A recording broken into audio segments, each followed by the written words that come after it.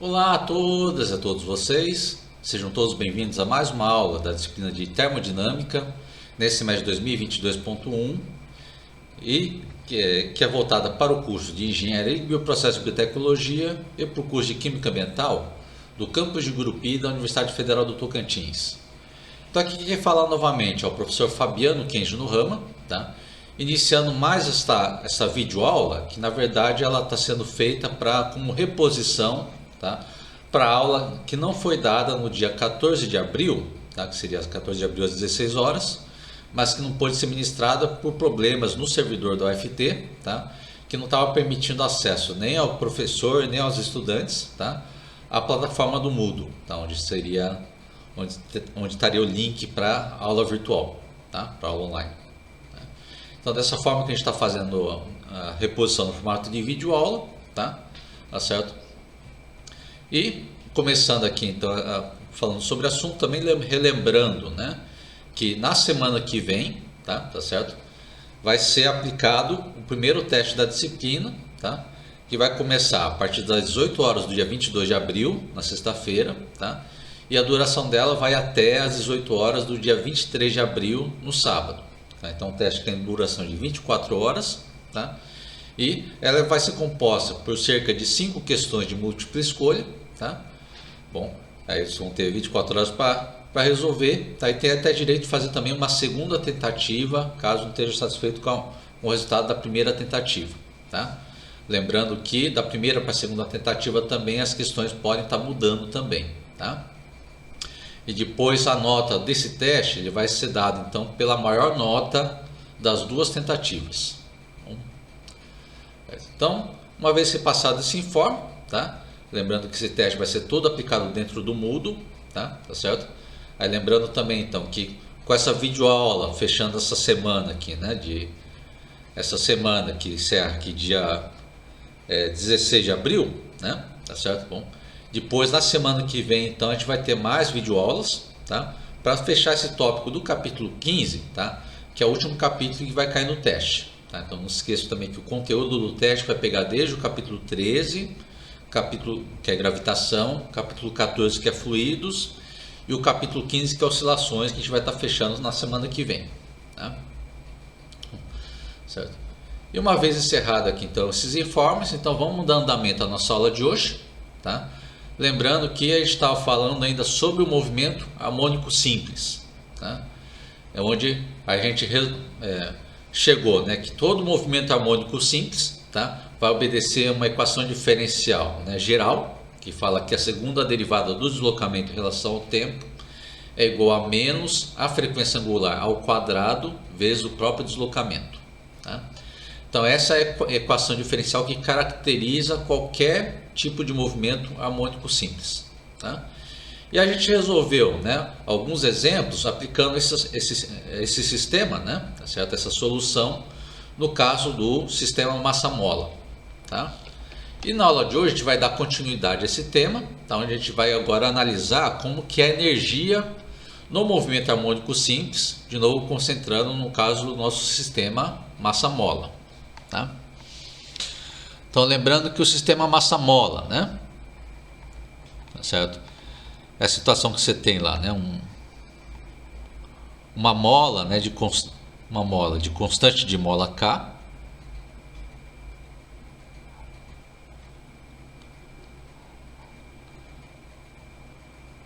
que está presa a um bloco de massa M, tá?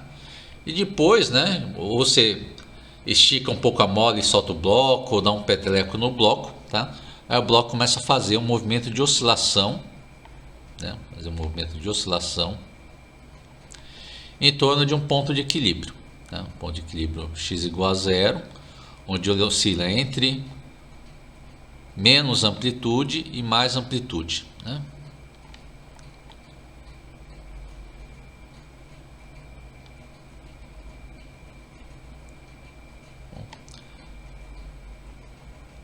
Aqui tem o eixo X, onde o bloco está deslizando para frente e para trás, né?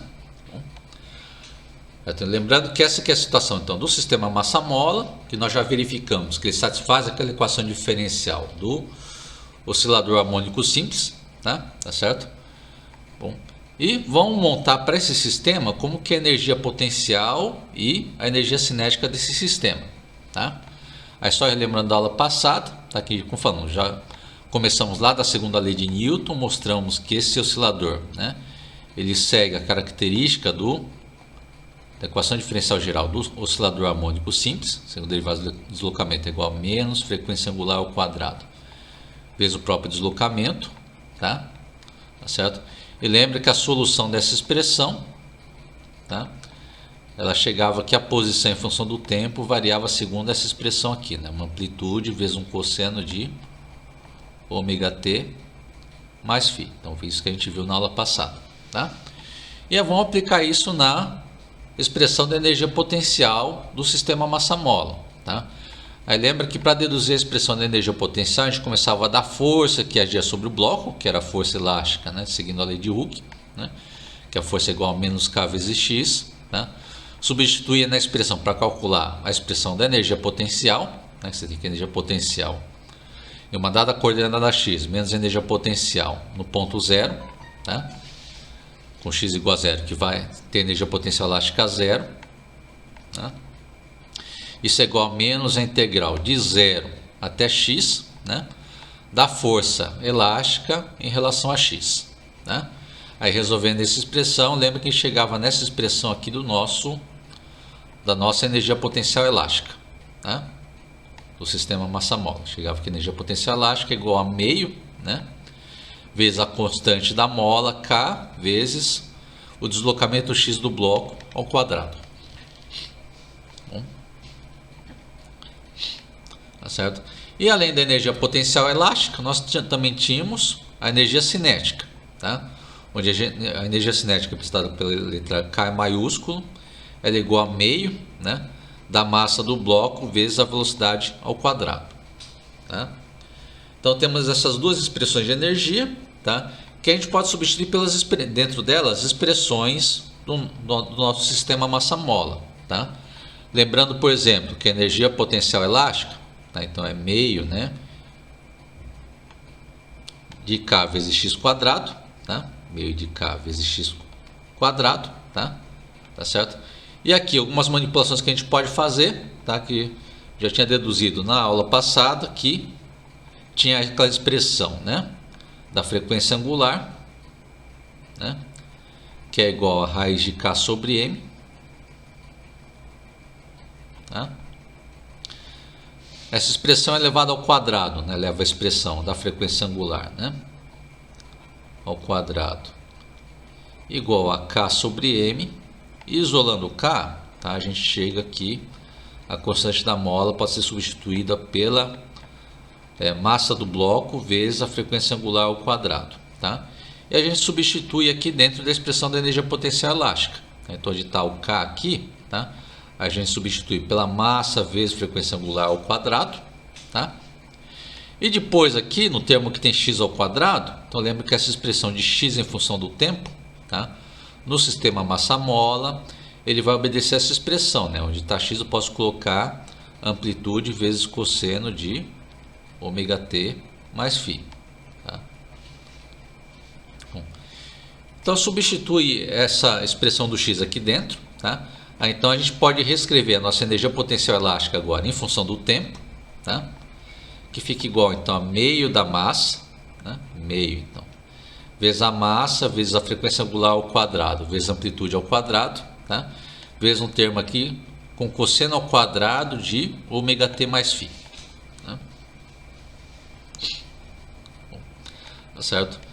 E eu posso fazer a mesma manipulação na nossa expressão na energia cinética. Lembra que a energia cinética, né, é igual a meio, né, da massa vezes a velocidade ao quadrado, tá?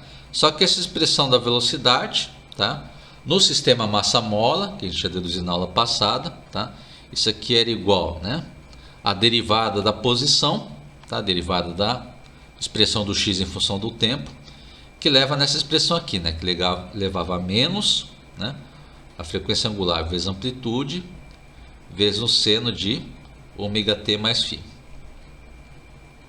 tá? E lembre que vai ficar essa expressão da velocidade ao quadrado, tá? Então você pega e substitui a expressão dentro da velocidade aqui da energia cinética, eleva ao quadrado, tá?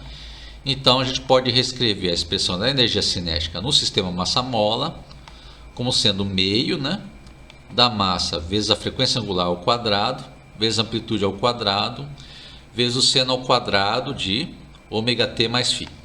Tá? A frequência angular vezes o tempo mais φ. Bom? Tá certo? E, além da energia potencial e da energia cinética, tá? Lembra a lei mecânica que nós também tínhamos a energia mecânica, né? Que era simplesmente somar a energia cinética com a energia potencial. Tá? Então vamos também tirar a expressão de como fica a energia mecânica. Tá?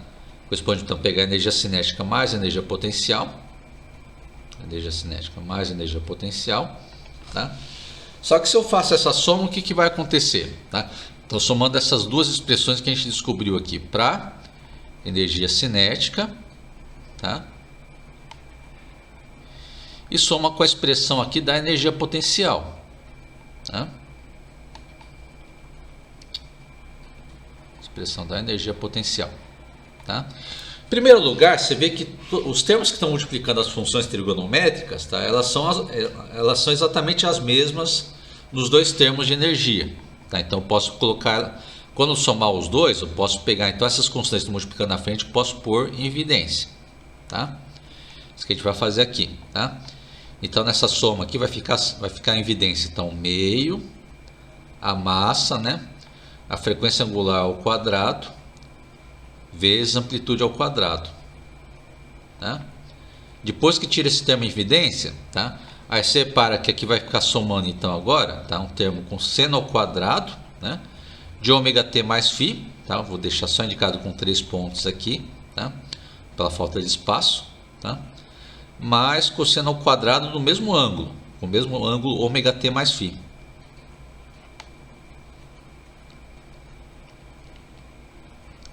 Tá? Esses dois ângulos estão mudando com o tempo, tá? Mas não importa, porque o que importa olhar aí é que você está tendo a soma de um seno ao quadrado com um cosseno ao quadrado do mesmo ângulo. Tá? Não importa que esses ângulos estejam mudando com o tempo. Tá? Porque nessa situação vai valer aquela expressão que vocês já viram em trigonometria, tá? Onde seno ao quadrado mais cosseno ao quadrado no mesmo ângulo. Tá? Isso aqui vai dar 1. Tá? Isso aqui vai ficar igual a 1. Tá? Então, na hora que faz essa soma e vê que vai dar 1, seno quadrado mais cosseno quadrado, então a expressão da energia mecânica vai ficar com essa cara aqui, vai ficar só igual ao meio da massa vezes a frequência angular ao quadrado vezes a amplitude da oscilação ao quadrado, tá? Que ficou independente do tempo, logo então ficou um valor que é constante. Tá? Bom, então eu tenho lá nossa energia cinética variando segundo um seno ao quadrado, né, mudando com o tempo. Nós temos a energia potencial também oscilando segundo um cosseno quadrado, oscilando no tempo. Tá? Mas eles oscilam de tal forma que a soma dessas duas energias oscilando, ela vai dar um valor constante. Tá? Isso que aparece nesse gráfico aqui do lado direito. Tá? Aqui está pegando então as duas expressões em função do tempo aqui, né? No caso, φ igual a 0, tá? Então, no caso, com φ igual a 0, tá? Porque aí se pega com φ igual a 0 nas duas expressões, aqui, tanto na energia potencial quanto na energia cinética, tá? Aí você tem que a curva, né, da energia potencial em função do tempo, do em função do t, vai oscilar apenas segundo um cosseno ao quadrado de ômega-t, tá? Eu vou marcar aqui em azul, né? Mas seria seguindo essa linha sólida do gráfico, mas que eu estou remarcando aqui em azul. Tá? Lembre que o cosseno ao quadrado ele começa do valor máximo, depois vai oscilando entre 0 e o valor máximo. Tá? Porque é cosseno ao quadrado. Tá?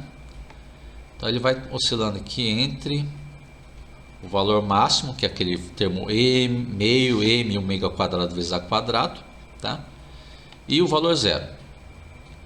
Tá? Agora a nossa energia cinética vai oscilar segundo o seno ao quadrado, com φ igual a 0. Tá? Só vou fazer a mudança aqui na página, tá? porque isso aqui é do livro do Nussensweig, tá? Ele usa uma notação diferente para energia cinética, tá? Chama de T maiúsculo, tá? Aqui eu só vou refazer aqui para ficar coerente com a notação que a gente usa aqui na aula, tá? Que chama de energia cinética com a letra K maiúsculo, tá? Bom, que vai oscilar segundo o seno ao quadrado, tá? Só que uma oscilação segundo o seno ao quadrado, tá? Aí você tem que o seno ao quadrado ela começa do valor zero, tá? No tempo zero, tá? Depois ele vai oscilando, tá? Entre zero e o valor máximo do seno ao quadrado, tá? Que é com o termo que está multiplicando na frente do seno ao quadrado, tá? Aí você espera o pincel parar de ficar travado, né?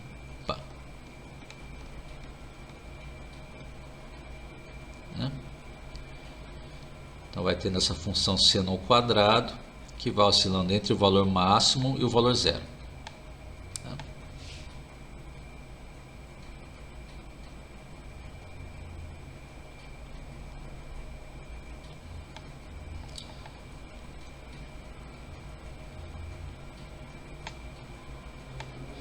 Que é o que eu estou marcando pela linha em verde. Tá? Então você vê que as duas energias vão oscilando no tempo, mas elas oscilam no tempo de forma sincronizada, tá? De tal forma que quando uma das energias fica no valor máximo, a outra vai estar no valor zero, tá? Quando a curva em azul está no valor máximo, a curva em verde vai estar em zero e vice-versa. Quando a curva em verde estiver no valor máximo, aí a curva em azul vai estar em zero, tá? Então elas oscilam de tal forma que a soma dessas duas oscilações, tá? Essas duas energias oscilando, vai sempre chegar a um valor de energia mecânica constante, que aqui estou marcando pela linha em vermelho. Tá?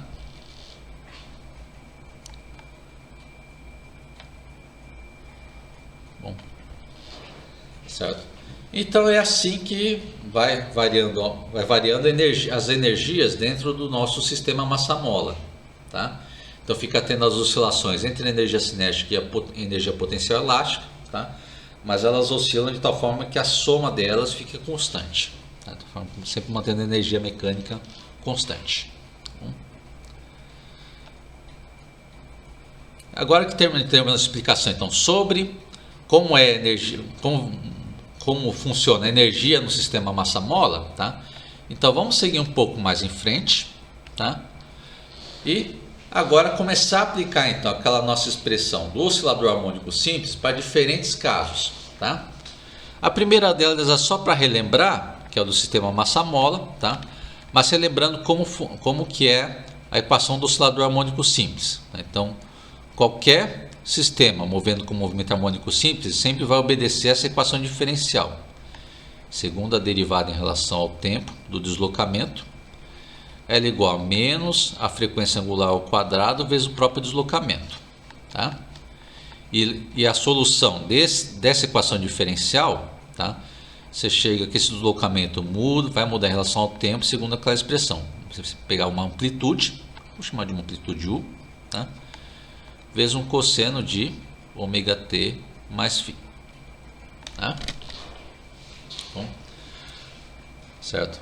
E para cada tipo de sistema que vai mover segundo o movimento harmônico simples, a única coisa que vai mudar então é quem vai fazer o papel do U, tá? E qual que é a expressão da frequência angular, tá? Então, só para relembrar rápido, como foi no caso do sistema massa-mola, lembra do sistema massa-mola, a gente começava lá da força elástica da mola, tá? Aplicava a segunda lei de Newton, tá? E via que chegava na expressão exata do movimento harmônico simples, tá? Onde quem fazia o papel do U era o deslocamento x do bloco, tá? Tá certo? E a expressão da frequência angular, ela ficava igual à raiz, né, da constante da mola dividida pela massa do bloco, tá? Aí a solução desse sistema, então pega aquela solução geral do oscilador harmônico simples, tá? Aí no lugar do U, então a gente coloca o x, tá? E a amplitude vai ficar com a amplitude A do sistema massa-mola, tá? E essa fica cosseno de ômega t mais φ, tá? Aí o que eu posso falar mais específico para o nosso sistema massa-mola, tá? É que a gente pode também ter uma expressão para o período e a frequência dessas oscilações, tá? Lembra que período é igual a 2π sobre frequência angular, tá? Então substitui aqui embaixo a expressão da frequência angular como raiz de K sobre M, tá? Aí você tem que o período do sistema massa-mola, eu posso escrever como sendo 2π vezes raiz da massa sobre a constante da mola, tá? E a frequência, que é o inverso do período, tá? A gente pode escrever então, né? Só pegar a expressão do período invertida, tá? Aí vai ver que, então, que a frequência vai ficar igual a 1 sobre 2π vezes raiz de K sobre M. Lembrando que o período, né, indica o tempo que leva para o sistema massa-mola fazer uma oscilação completa, tá? E a frequência indica quantas oscilações completas o bloco faz por unidade de tempo, por segundo, no caso no sistema internacional, tá? Aí outra forma de enxergar essa frequência também, tá? Pode ser lembrando também que frequência angular é igual a 2π vezes a frequência, tá? Isso significa que a frequência é igual a 1 sobre 2π vezes a frequência angular, tá? Só passei o 2π dividindo, tá? Que é a mesma expressão que está aqui em cima, tá? Tá aqui, ó, 1 sobre 2π vezes a expressão da frequência angular. Bom, eu estou passando rápido porque isso aqui é só para relembrar, tá? Agora a gente vai pegar essa situação do sistema massa, agora essa equação geral do oscilador harmônico simples, tá? E aplicar para outros sistemas além do sistema massa-mola, tá? Então acho que eu vou só pegar para copiar aqui a expressão também na página seguinte, tá? Que a gente vai aplicar agora também no caso do pêndulo simples, tá? Pego o pêndulo simples e aqui só vou copiar de novo para lembrar como que são as expressões gerais do movimento harmônico simples, né? Bom, lembra que nosso objetivo para mostrar que segue o movimento harmônico simples é sempre chegar nessa equação diferencial, tá? Que vai chegar depois na solução e quem vai fazer o papel da frequência angular, tá? E no caso do pêndulo simples, tá? Ele vai seguir esse desenho que está aqui na figura à direita, tá? Bom, onde o pêndulo simples é formado então por um pezinho, né, de massa M, tá? Que está preso aqui a uma corda, tá, de comprimento L, tá? Bom, e nesse sistema então eu dou uma inclinação, né, no pêndulo e deixo ele oscilando ao longo do tempo, tá? Tá bom? Tá certo? Aí solta esse pêndulo e vai ficar oscilando aqui ao longo do tempo, tá? Vai oscilar para a esquerda e vai oscilar para a direita, tá? Bom, e aqui a gente está vendo na figura, tá, o momento que o pêndulo está no meio da oscilação, mas está aqui com a corda fazendo um ângulo θ com a vertical, tá? Bom, tá certo? E vai ser o mesmo processo que a gente fez com o sistema massa-mola, tá? A gente vai montar, né, como fica a segunda lei de Newton para o pêndulo simples, tá? E vai procurar chegar na equação diferencial do movimento harmônico simples, tá? Então você tem aqui a nossa massinha de massa M, tá? As forças que vão estar agindo sobre essa massinha de massa M, tá? Você tem o peso, né, que vai estar agindo aqui verticalmente para baixo, vou marcar em azul mesmo. Então tem aqui a força peso agindo na vertical para baixo. Vai ter o peso, né? Bom, e tem também a força de tensão na corda, que a corda está esticada, tá?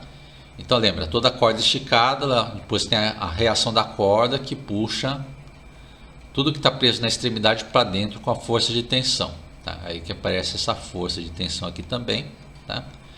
Que vai estar inclinado para cima acompanhando a corda, tá?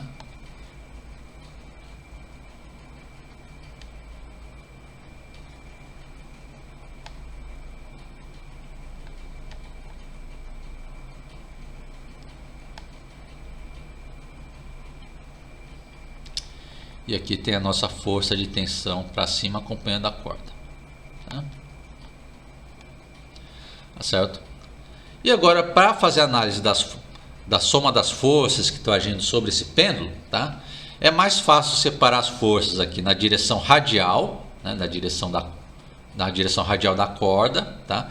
E as forças que agem tangente à trajetória de oscilação do pêndulo, tá? Nesse caso, a única força que eu preciso separar nessas componentes é só o peso, tá? Porque a força de tensão ela já está na direção radial do movimento, tá? Tá certo? Então vou pegar o peso e separar ele em duas componentes aqui, tá? Bom, acho que vou marcar em vermelho, tá? Aí você vai ter a componente do peso aqui, ó, que age na direção radial, na mesma direção que está a corda.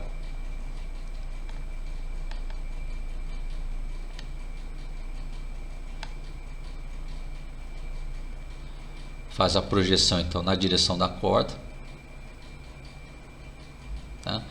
Aí você vai ter essa componente, tá? Onde essa componente aqui, essa componente, né, radial, tá? Ela tá no triângulo que está formando aqui com o ângulo θ, ela está no cateto adjacente ao ângulo θ, tá? Então, por essa razão que essa componente radial, né, tá certo? Vai usar a função cosseno, vai ficar aqui o módulo do peso, que é o módulo da força, vezes o cosseno do ângulo θ, tá? Bom, certo? E também posso tirar aqui agora também a componente tangencial do peso, tá? Então eu faço a projeção aqui, ó, tá? Na direção tangente à trajetória, tá? A gente vai ter essa outra componente aqui, que é tangente à trajetória do pêndulo.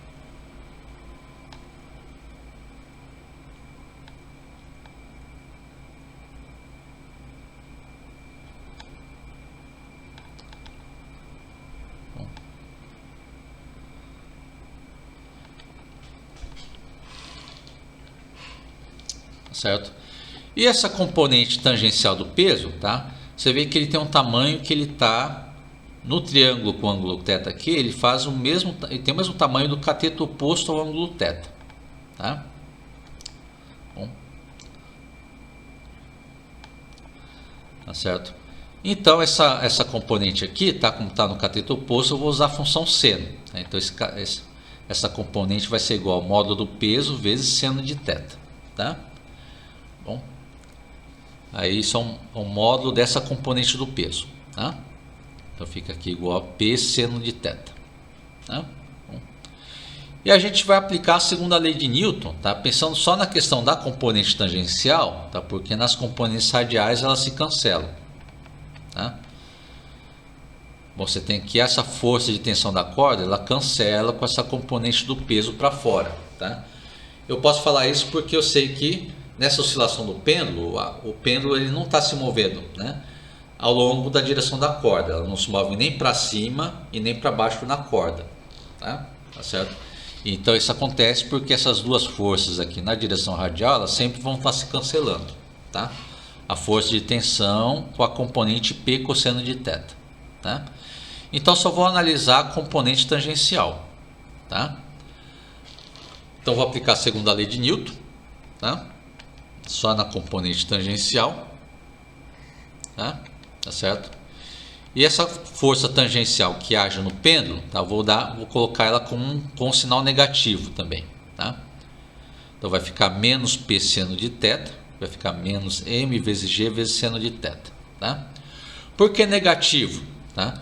Porque é só pensar aqui na orientação que a gente adotou também na oscilação, tá? A gente está tomando aqui, por exemplo, nesse momento que estou olhando aqui a inclinação do pêndulo, tá? Estou tomando o θ com ângulo positivo, tá? No sentido de oscilação para a direita, ou seja, no sentido anti-horário, tá? Só que a componente, né? Só que a componente aqui, né, é tangencial do peso, tá? Ela aponta no sentido oposto, tá? Ela está apontando no sentido horário, tá? Tá certo? Bom, então, ou seja, quando aquele ângulo θ é positivo, tá? O P seno de θ aponta no sentido negativo, tá? E vai valer o mesmo no lado oposto. Quando o pêndulo girar aqui para o lado oposto, tá? Aqui vai ser a situação que o θ vai ter sinal negativo, tá? Eu vou pôr em vermelho aqui. Bom, que aí que eu vou usar como referência o θ com sinal negativo, tá? Ou será que o θ negativo quando ele gira para a esquerda, tá? Tá certo? Só que nessa posição é a posição que a componente do peso, tá? Ela vai estar apontando, na hora que for tirar as componentes, vai ver que ele vai estar apontando no sentido oposto, tá? Vai estar apontando no sentido positivo, tá? Certo? Então, por isso que eu coloco aqui o sinal negativo, tá? Para indicar que ele está sempre no sentido sinal oposto ao sinal que vai aparecer no ângulo θ, tá? Bom, por isso que ele fica com o sinal negativo, tá? Aí, de tal forma que quando o θ e o seno de θ ficar positivo, aí essa componente fica negativa, e quando o θ, por consequência o seno de θ ficar negativo, aí essa componente vai ficar com sinal positivo, tá? Bom, tá certo? E de novo, essa aqui é a única força que vai estar agindo na direção tangencial do movimento, tá? Tá certo? E aqui nesse sentido, no sentido tangencial do movimento, tá? É justamente a força que vai mudar aqui no movimento do pêndulo, justamente esse comprimento de arco aqui que o pêndulo faz com a vertical, tá? Vou marcar aqui vou marcar em verde aqui para ficar diferenciado aqui, tá? Porque tem aqui, ó, nesse momento que a gente está olhando o pêndulo com ângulo θ, tá? Então nesse ângulo θ, tá? Você tem que o pêndulo vai fazer esse comprimento de arco aqui, ó, em verde, tá? Com a vertical, tá? E você vê que a força ela age para mudar, tá?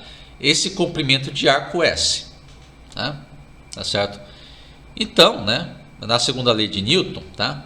Então essa força tangencial ela vai ser igual a massa, tá? Vezes a aceleração ao longo desse comprimento de arco S, tá? Só que a aceleração ao longo desse comprimento de arco S, tá? É fazer a segunda derivada do arco S em relação ao tempo, tá? Bom, então é assim que a gente escreve a segunda lei de Newton no caso do pêndulo, tá? Certo? E aqui, tá? A gente vai então isolar essa segunda derivada, tá? Essa expressão cancela m com m, tá? Aí você vai ter então que a segunda derivada do comprimento de arco é igual a menos g vezes seno de θ. Bom.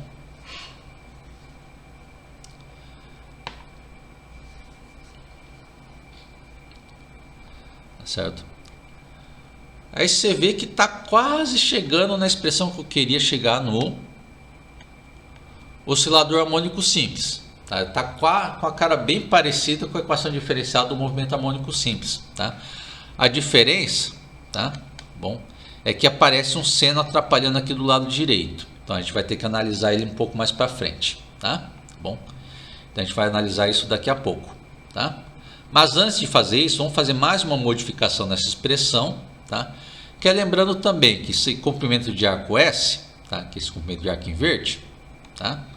Lembra que ele é comprimento de arco que é coberto pelo ângulo θ, tá? Aí lembra que tem a expressão lá da matemática que fala que o comprimento de arco, tá? Ele é igual ao raio, no caso pega certinho o comprimento da corda, vezes o ângulo que cobre o arco em radianos, tá? Então não esquece que nessa expressão está sendo da segunda lei de Newton, tá? Nosso comprimento de arco S é igual a L vezes θ, tá? Tá certo? Substitui ele nessa expressão com a segunda lei de Newton. Então, no lugar do S aqui, coloca L vezes θ, tá? E passa o L dividindo, tá? Aí você vai chegar na expressão que a segunda derivada, né, do ângulo θ é igual a menos G sobre L vezes seno de θ, tá? Desculpe a minha confusão antes aqui com a equação diferencial, que essa aqui que está chegando perto na equação diferencial do movimento harmônico simples, tá? Lembra que a equação diferencial do movimento harmônico simples, você tem que a segunda derivada do deslocamento é igual a menos um termo positivo ômega quadrado vezes o próprio deslocamento, tá? Compara com a expressão que a gente chegou aqui, ó, tá bem parecido. Segunda derivada do deslocamento θ, tá?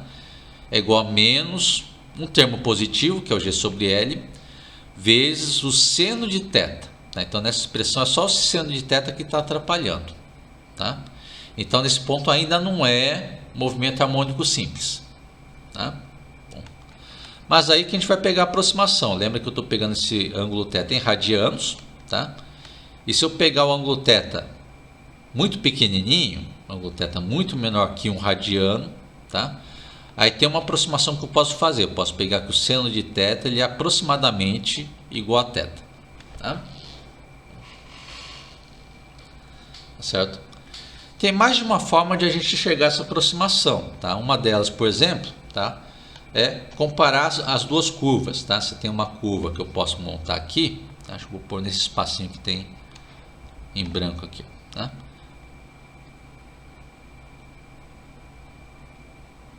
Outro gráfico em função de θ, tá? Aí faz a curva do seno de θ, tá? Que você tem lá aquela função, né?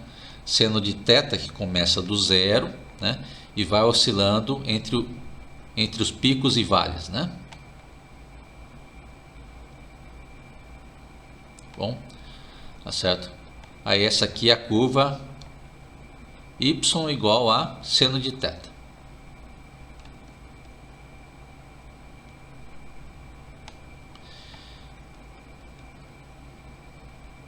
E eu tenho a curva y igual a θ, que é aquela reta que corta bem na bissetriz, né, desse nosso plano XY. Acho que vou marcar em preto aqui, né?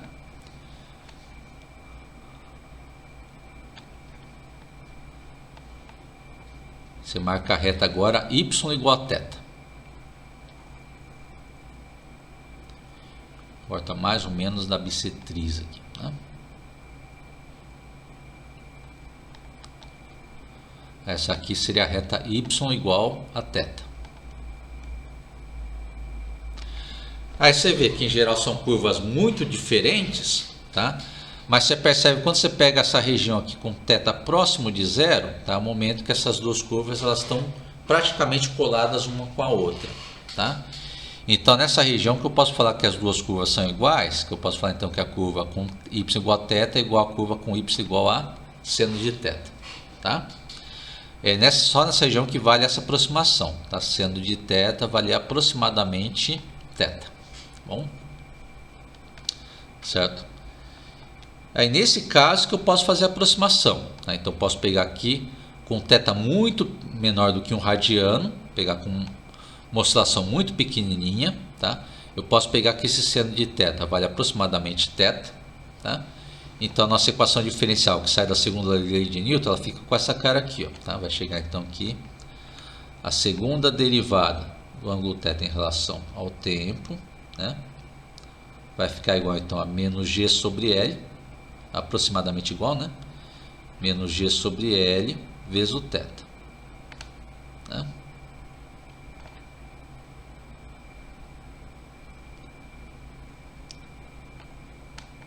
Muito feio aqui esse θ. Tá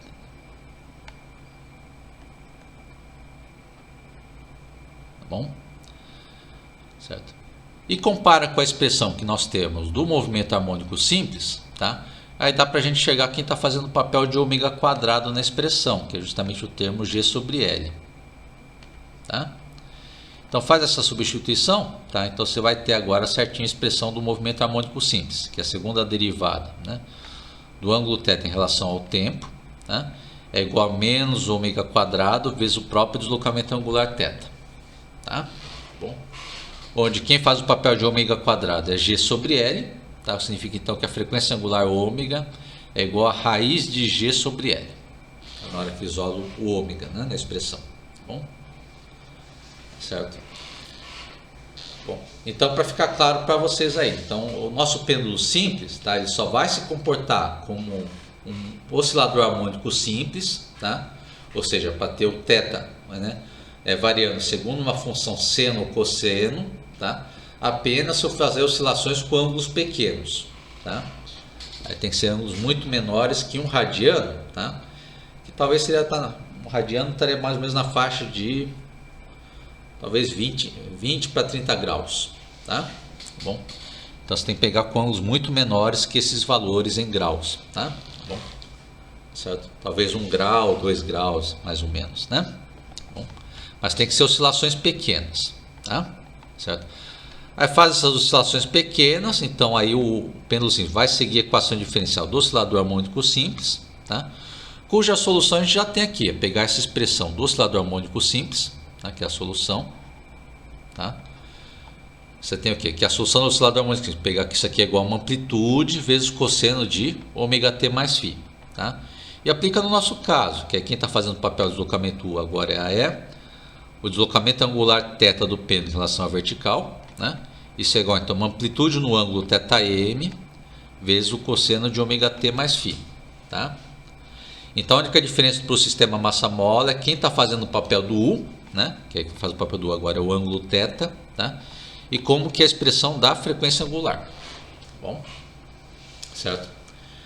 E daqui também, tá? Agora que você tem a expressão da frequência angular, também dá para obter para o pêndulo simples qual que é a expressão, né? Do período e qual que é a expressão da frequência. Tá? Então, no caso do período, né? Lembrando que é 2π sobre a frequência angular, tá? Aí substitui no lugar da frequência angular raiz de g sobre L, dividindo aqui embaixo, tá? Aí reorganiza essa divisão, você vai ter que o período vai ficar igual a 2π vezes raiz de L sobre g. Tá? E a frequência, que é o inverso do período, né? Frequência que é o inverso do período, então só pegar o inverso da expressão do período, vai ver que então que a frequência é igual a 1 sobre 2π vezes raiz de g sobre L. Tá? É uma curiosidade que entra nesses parâmetros do pêndulo simples, tá? Você vê que a expressão do período do pêndulo simples ele não depende da massa. Tá? Então, no nosso pêndulo simples, você pode pôr lá uma bolinha de gude, tá? Pode pôr uma bola de boliche, né? Sei lá, no pêndulo simples, portanto que a corda aguente firme sempre com o mesmo comprimento, tá? Você bota todos eles para fazer oscilações pequenas, tá? Se for a corda com o mesmo comprimento, tá? Aí o pêndulo sempre vai ter o mesmo período, tá? Independente de botar lá no pêndulo uma bolinha de gude ou uma bola de boliche, tá? Todos eles vão oscilar com o mesmo período, tá? Isso que entra com um bom fundamento para usar como referência um relógio, tá?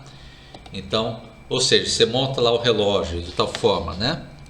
Que, por exemplo, o período de uma oscilação inteira, escolhe lá o comprimento L e o G, de tal forma que essa conta dê, por exemplo, né? 1 segundo, tá? Então, você vai ter o pêndulo como um bom contador de tempo, ou seja, toda vez que o pêndulo fazer uma oscilação completa, significa que passou 1 segundo, tá? Então, o pêndulo oscilou uma vez inteira, tá? Aí passou 1 segundo. Se ele oscilou, fez 5 oscilações completas, significa que passou o tempo de 5 segundos, tá? E assim por diante, tá? De novo, só nesse caso aqui de escolher o L, tá? Na conta, de tal forma que o período dê 1 segundo, tá? Bom, é claro que se eu usar outros comprimentos, tá? Aí vai ter o pêndulo que vai ter outros valores de período. Bom, só fiz a escolha do L por caso do pêndulo ficar um bom contador do tempo em um relógio. Bom, isso aqui então é como tem o pêndulo simples para ele se comportar como um oscilador harmônico simples. De novo, lembrando, só funciona como oscilador harmônico simples para pequenas oscilações. Bom, então seguindo um pouco mais em frente, né?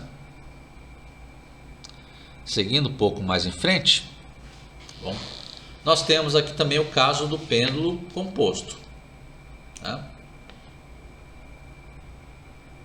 Bom, ou também conhecido como pêndulo físico, tá? Aí no caso do pêndulo físico, considere a seguinte situação: ao invés de considerar o pêndulo formado por uma corda com uma massinha na ponta, tá? Aí o pêndulo composto ele pega mesmo um corpo macroscópico, tá? Pega um corpo rígido, tá? Bom, aí esse corpo rígido, tá? Ele fica preso, né? Aqui por um pino, algo nesse sentido aqui, preso nesse eixo que passa pelo ponto O, tá? Tá certo? Bom, e eu deixo esse pêndulo oscilar em torno desse eixo no ponto O, tá? Tá certo? Então esse corpo inteiro aqui ele começa a fazer uma oscilação, né? Opa. Começa a fazer oscilações aqui, ó, tá? Em torno da vertical, né? Oscilando para a direita e para a esquerda, em torno da vertical, tá? Certo? Bom, ao invés de ser uma cordinha com uma massinha na ponta, agora é um corpo inteiro que vai ficar oscilando para a direita e para a esquerda, tá? Bom, aí nesse caso desse corpo, eu vou considerar um corpo rígido, né? Que vai ter um momento de inércia I, tá? Vai ter uma massa emisão. Como falei, eu vou deixar ele livre para girar em torno do eixo que passa no ponto O, tá? O eixo O. Bom. E aqui é relembrar os conceitos de torque que você deve ter visto na disciplina de mecânica, tá? Então, basicamente, o que vai acontecer aqui é o seguinte: você vai ter nesse pêndulo físico, então, né? Vou identificar basicamente dois vetores, tá? Para a gente depois aplicar a segunda lei de Newton, tá? Que aqui vira praticamente um problema de rotação de corpo rígido, tá? Aí o primeiro vetor é o vetor que liga o eixo de rotação ao ponto que eu estou aplicando a força.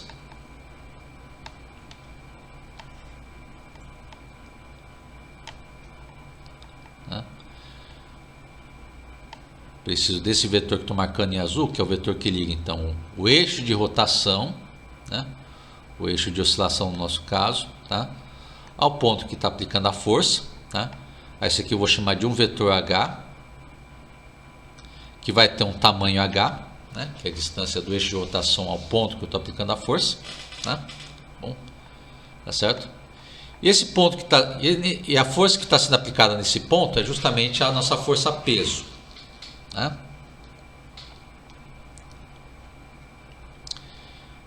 Está agindo aqui na vertical para baixo.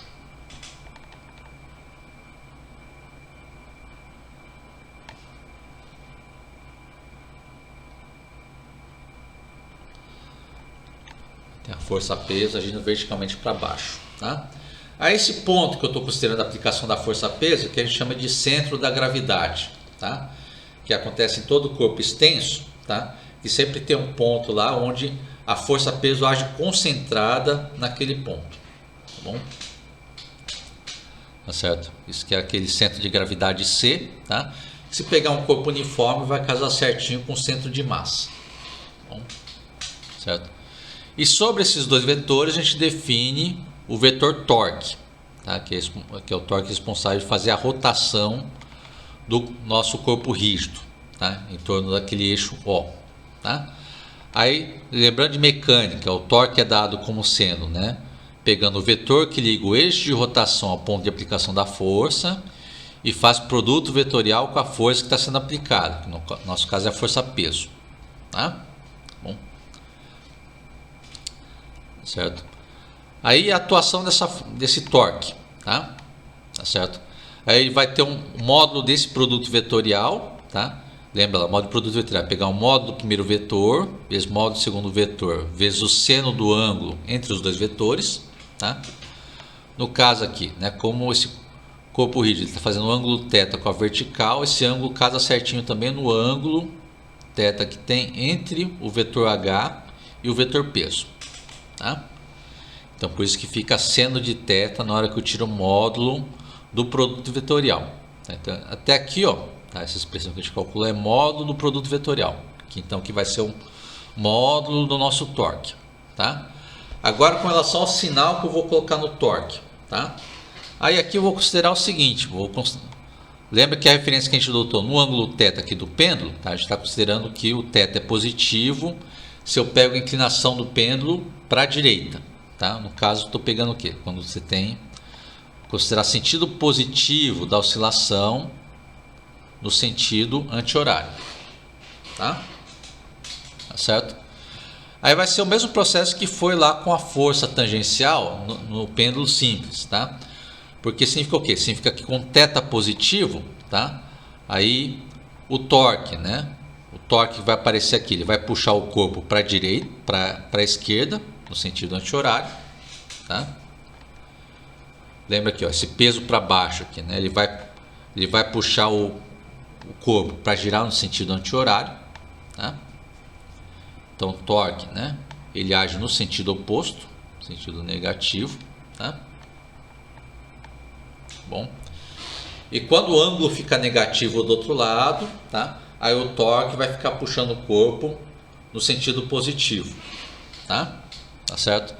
Então, lembrando que o torque sempre age no sentido contrário ao sinal do deslocamento angular, tá? Então, por isso mesmo que eu vou considerar aqui essa componente do torque, tá? Tá bom? Como sendo com sinal negativo, tá? Bom. E por isso que na hora que substitui depois o peso por m vezes g, tá? Então você tem que o componente do torque aqui que está fazendo a oscilação do nosso pêndulo, ele fica igual a menos m vezes g vezes h vezes seno de θ. Tá? E agora a gente aplica a segunda lei de Newton da rotação, que fala que o torque resultante é igual ao momento de inércia vezes a aceleração angular. Tá? Bom, aí substitui a expressão, lembrando que tem toda essa expressão do torque aqui, né, que a gente já deduziu aqui em cima, tá? Substitui aqui dentro. Substitui nessa expressão do torque à esquerda, tá? E depois também lembra que a aceleração angular, tá? Ela é a segunda derivada, né, da posição angular em relação ao tempo. Tá? Então faz essas duas substituições, isola a segunda derivada, tá, que vem da aceleração, tá? Então você tem que a segunda derivada do ângulo θ do pêndulo em relação ao tempo, tá, é igual a menos mgh sobre o momento de inércia vezes seno de θ. Tá? Bom, você vê que aqui de novo a mesma situação, ele está quase chegando na equação diferencial do oscilador harmônico simples. Tá? O que está atrapalhando é que tem um seno de θ no lado direito. Tá? Relembrando de novo que no oscilador harmônico simples a expressão é essa daqui, ó, segunda derivada do deslocamento em relação ao tempo é igual a menos ômega quadrado vezes o próprio deslocamento. Tá? No caso da expressão com o pêndulo físico, tá? Em vez de aparecer θ do lado direito, está aparecendo seno de θ. Tá? Bom, então de novo vou pegar aquela mesma expressão, vou considerar então essa oscilação do pêndulo físico apenas com um ângulo muito menor que um radiano. Tá? Bom, tá certo? É muito menor que um radiano. Tá? Para eu poder fazer a aproximação de seno de θ, vale aproximadamente θ. Então faz essa substituição. Tá? Aí agora você vai ter certinho a expressão do oscilador harmônico simples. Vai ter que a segunda derivada, né, do ângulo θ do pêndulo é igual a menos a frequência angular ao quadrado vezes o próprio deslocamento angular θ. Tá? E comparando as expressões, tá, vocês vão ver que todo esse termo que está aparecendo aqui, mgh sobre o momento de inércia, que é quem está fazendo o papel de frequência angular ao quadrado. Tá? Então isola o ômega nessa igualdade, tá? Vocês vão ter então que a frequência angular vai ser igual a raiz, né, de mgh sobre o momento de inércia. Bom, certo? Então é assim que fica então a expressão do oscilador harmônico simples para o pêndulo físico. Tá? E de novo a gente não precisa resolver toda a equação diferencial de novo. Tá? Chegou nessa equação diferencial, eu sei que a expressão dela, sei que a solução dela ela tem aquela cara da solução de oscilador harmônico simples, que o ângulo θ vai ser igual a uma amplitude vezes um cosseno de ômega t mais φ. Bom, tá certo? E lembrando de novo, isso aqui só vai funcionar se o ângulo for muito menor que um radiano. Tá? Então se eu fizer a oscilação grande, tá, nesse pêndulo, tá, ele também vai fazer um movimento oscilatório. Tá? Mas ele não vai seguir esse movimento oscilatório seguindo essa função cosseno que a gente está escrevendo aqui nessa página. Tá? Vai seguir um outro tipo de oscilação com uma função mais complicada no tempo. Tá? Bom, tá certo? Então por isso que para o pêndulo físico comportar com um movimento harmônico simples, tem que ser sempre com um ângulo de inclinação pequeno. Tá bom? Tá certo? E da mesma forma, agora que a gente tem a expressão da frequência angular para o caso do pêndulo físico, também dá para a gente tirar as expressões do período e da frequência para esse tipo de pêndulo. Tá? Lembra que o período é igual a 2π sobre frequência angular, substitui a frequência angular aqui embaixo, né? Então vai ter que o período vai ser igual a 2π vezes a raiz, né? Então, o momento de inércia dividido por mgh, tá? E a frequência, que é a inversa do período, vai ficar igual a 1 sobre 2π, tá? Vezes a raiz de mgh sobre i. Tá? Ou se quer guardar de novo, a frequência é 1 sobre 2π vezes a frequência angular. Bom, Então assim que você tem então um pêndulo físico oscilando segundo, tá? Um oscilador harmônico simples, bom, certo?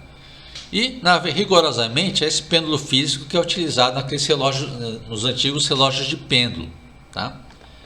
Que pega lá o relógio, né? Bom, tá certo? Aí na meio das engrenagens do relógio fica presa aqui aquela nossa haste com um disco no final, né? Bom, tá certo? E faz ele oscilar ao longo do tempo, tá? Certo? E aqui fica o relógio aqui em cima, né? Bom, tá certo? Então, se a pessoa calcula certinho aí, né, o momento de inércia, tá? Todos os parâmetros desse pêndulo, tá? Aí ele consegue controlar de tal forma que a oscilação desse pêndulo ele case certinho com o tempo de 1 segundo, tá? Bom, tá certo? E com essa oscilação valendo, com o período de oscilação valendo 1 segundo, tá? Então é esse pêndulo do relógio aí, né? Ele fica então todo ligado ao sistema de engrenagens do relógio, tá? De tal forma que quando esse pêndulo dá uma oscilação completa, tá? Isso faz o mecanismo do relógio girar, tá?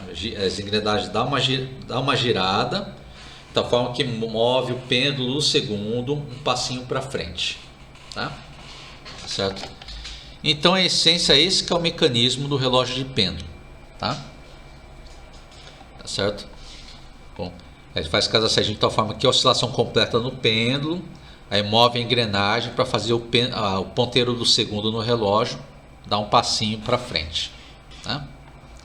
Bom, certo? E assim vai funcionando o relógio, tá? Aí cada vez que vai dando uma oscilação completa, aí o ponteiro do segundo move um passinho para frente, tá?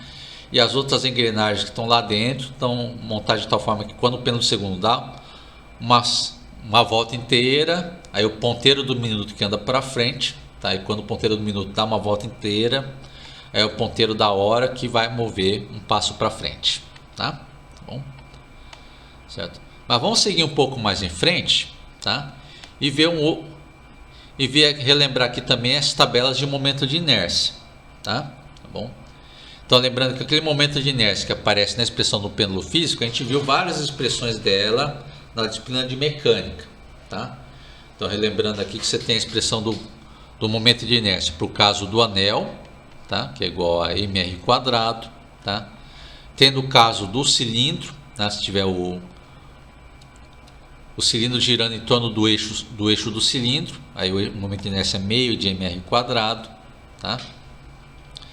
Se for, por exemplo, né, um cilindro fino, tá, com o cilindro girando em torno do centro, tá, girando no eixo perpendicular, né, à barra, tá certo? Em cima do eixo que passa no meio da barra. Aí o momento de inércia é 1 sobre 12 vezes ml quadrado, tá? E assim por diante. Aí vai tendo as outras expressões aqui de momento de inércia, tá? Que vai aplicar para diferentes tipos de pêndulo físico. Bom, aí depende do pêndulo que vocês vão estar trabalhando, tá? Aí não se esqueçam que além dessas tabelas de momento de inércia, também tem aquela expressão do teorema dos eixos paralelos, tá? O teorema dos eixos paralelos fala que o momento de inércia, né? Quando você tem, né?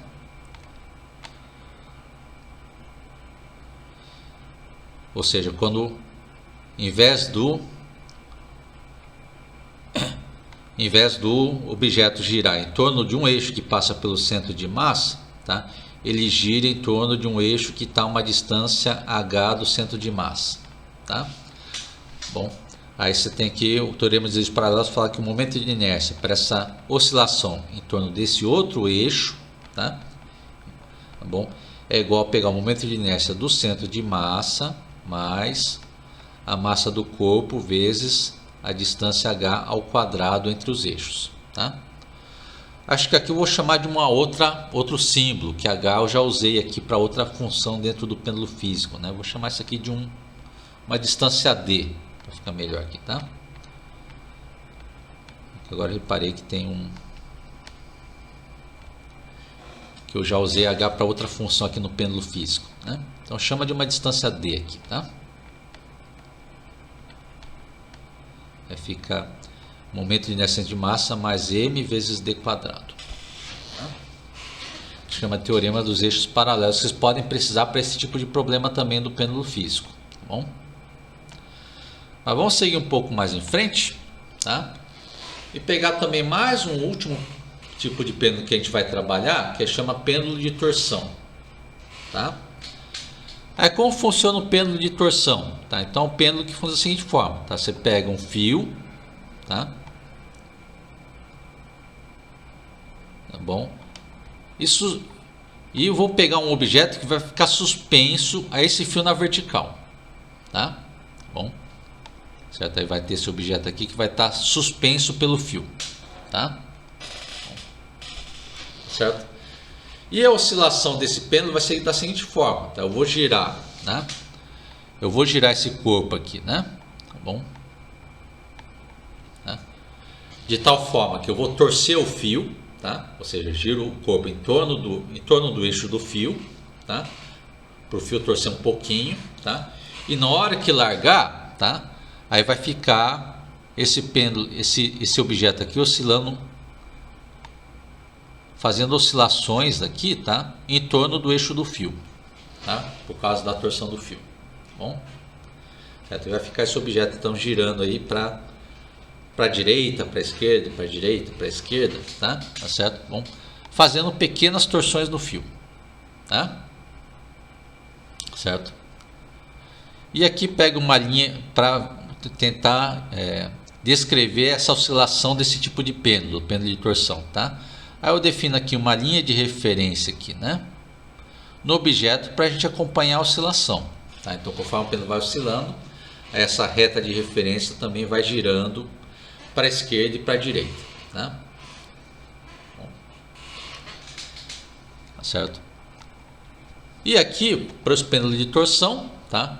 A gente vai considerar então para essa torção do fio por ângulos pequenos, tá? A gente vai considerar que o fio então vai exercer uma força restauradora, tá? Para fazer o corpo girar, tá? Vamos fazer ele parecer um torque, na verdade, em vez de uma força, né? Essa força restauradora vai fazer aparecer um torque no corpo que é igual a menos, né?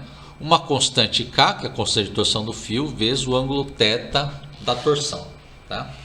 O ângulo θ que o pêndulo girou, tá bom? Tá certo? Eu substituo essa expressão desse torque na segunda lei de Newton, tá? Então, da segunda lei de Newton, você tem que o torque, né, resultante é igual ao momento de inércia vezes a aceleração angular, tá? Então, no torque aqui, eu coloco essa expressão do pêndulo de torção aqui dentro, pela esquerda, tá? E pela direita, no lugar da aceleração angular, a gente lembra que essa aceleração angular aqui, tá? Ela é igual à segunda derivada, né, da posição angular em relação ao tempo, tá? Faz essas duas substituições, só vão chegar nessa expressão aqui, ó, tá? Para o ângulo do pêndulo, você tem que a segunda derivada, né, do ângulo θ que o pêndulo está girando, tá? Ele é igual a menos ômega quadrado vezes o próprio ângulo θ, tá? Então aqui ele já cai direto na expressão lá do nosso oscilador harmônico simples, que pega a segunda derivada do deslocamento, tá? Igual a menos a frequência angular ao quadrado vezes o próprio deslocamento, bom? Certo? E quem faz o papel da frequência angular, tá? Na verdade, quem faz o papel de ômega quadrado, na hora que vocês forem fazer esse isolamento, vai ser a divisão do K sobre I, tá? Do constante de torção dividido pelo momento de inércia, tá?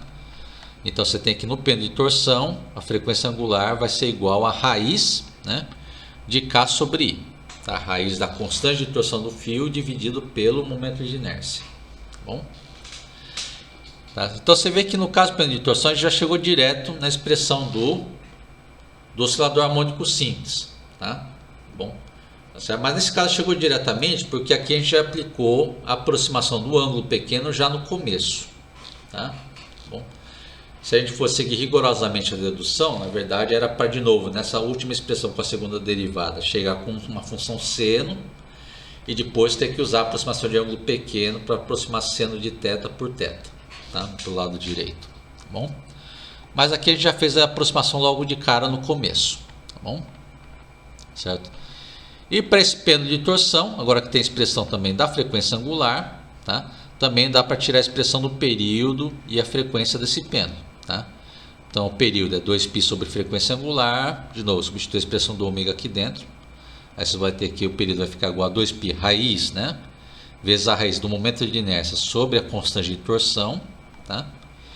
E a frequência, que é inverso do período, vai ficar igual a 1 sobre 2π, tá?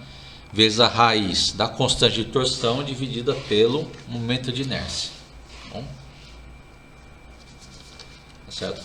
Então, com isso nós temos então, tá, como se aplica então aquela expressão do oscilador harmônico simples para diferentes casos, tá? Então foi para sistema massa-mola, depois foi para o pêndulo simples, aí foi para o pêndulo físico, tá? E por último o pêndulo de torção, tá? Bom.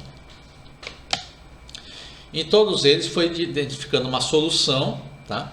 A expressão para frequência angular fica diferente de um tipo de oscilador para o outro, tá? E também as expressões de período e frequência, tá? E aqui eu não coloquei, mas também tem a solução dessa equação diferencial, né? Resolve a equação diferencial, vai encontrar aqui o ângulo θ, né, da oscilação do pêndulo é igual a uma amplitude θm vezes cosseno de ômega t mais φ, tá? Bom, certo? Então, com isso você tem as expressões para diferentes tipos de osciladores harmônicos simples, tá? Bom, então são todos osciladores que oscilam segundo uma função seno ou cosseno, tá? Sem ter perda de energia, tá? Vocês viram lá no caso do sistema massa-mola que a energia mecânica é sempre conservada, tá? E vale o mesmo para todas essas outras oscilações. Bom.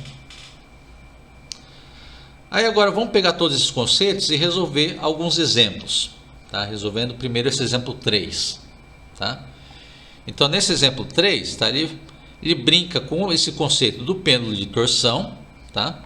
E faz a seguinte brincadeira. Primeiro ele pega uma barra fina, tá? De comprimento L, tá? De 12,4 centímetros e a massa dessa barra é de 135 gramas, tá? E ele deixa essa barra suspensa, tá? Tá bom? Em um fio ao longo do ponto médio da barra, tá? Bom, que é essa figura da esquerda aqui, ó, tá?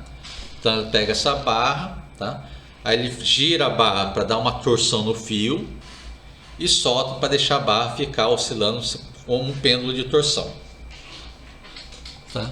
Aí depois que ele faz isso, ele foi observado então que o período TA, né, desse movimento harmônico simples, tá, dessa oscilação, desse pêndulo de torção, tá, ele vale 2,53 segundos, tá, no caso da barra, tá? Aí depois ele pega esse outro objeto X, que tem uma forma mais irregular, tá? Tá bom? Pega esse objeto X e pendura ele no mesmo fio, tá? Então naquele fio que está lá na figura, ele tira a barra, coloca no lugar esse objeto X e faz a mesma brincadeira, tá?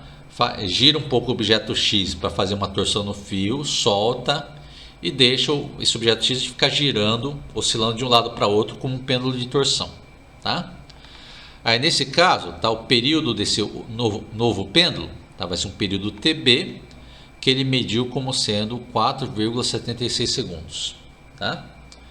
Aí nesse exemplo 3, ele pede para a gente usando essas informações para obter qual que é o momento de inércia do objeto X em relação a esse eixo de suspensão no fio, tá? Bom, usando essas informações, tá? Bom, então primeiro vamos pegar algumas informações que a gente pode tirar aqui, né, do enunciado, tá? Em primeiro lugar ele fala todos os dados da barra. Ele fala que a barra é uma barra de massa mzinho, 135 gramas e um comprimento L de 12,4 centímetros, tá? E está pegando o caso da barra girando em torno de um eixo perpendicular que passa no meio dela, tá? Aí isso aqui é um caso que o momento de inércia está naquela tabela que a gente passou agora há pouco na aula, tá? Então já vou pegar essa expressão da tabela, tá? Então para, né, a barra, né?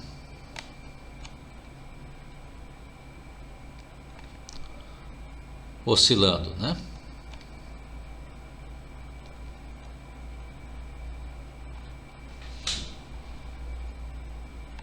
Em um eixo perpendicular, né? Eixo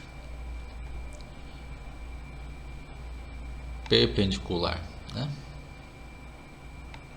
Continua aqui embaixo, perpendicular, né? No seu centro, né? Ou no seu ponto médio.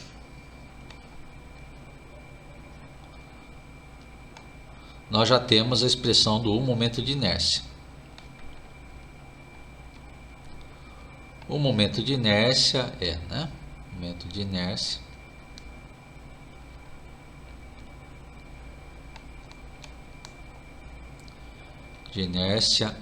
né?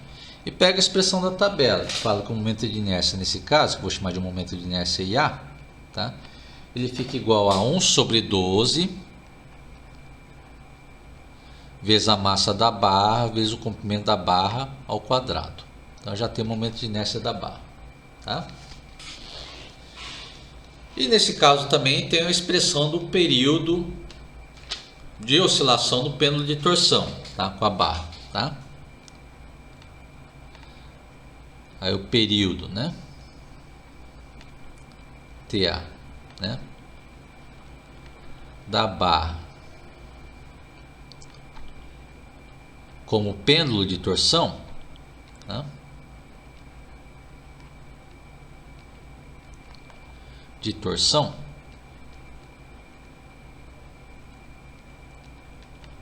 é dada por uma outra expressão, tá? É dada por pegar a expressão, período no caso da barra TA, tá? Pega a expressão do pêndulo de torção, tá? Ela é igual a 2π, né? Igual a 2π vezes a raiz, né, do momento de inércia da barra dividido pela constante de torção, tá? E lembrando, né, onde K, esse K maiúsculo, é a constante de torção do fio.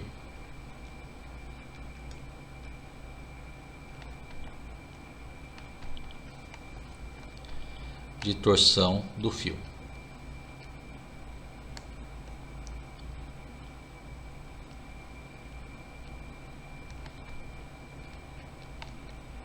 Tá?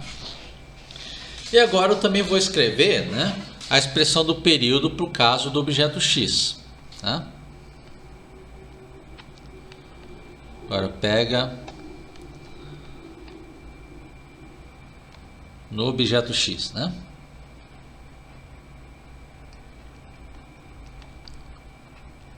X. E vai ter um outro momento de inércia. De momento de inércia eu vou chamar de IB, tá? De inércia.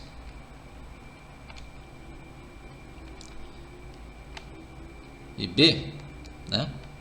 Tá bom? Aí eu também posso escrever a expressão do período do objeto X como pêndulo de torção, tá?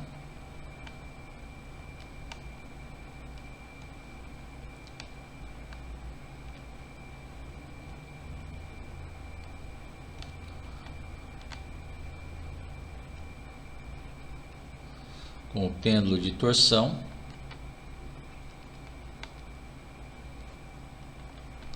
né? Aí pega a expressão, vou chamar de um TB, né? Que vai ser igual, né?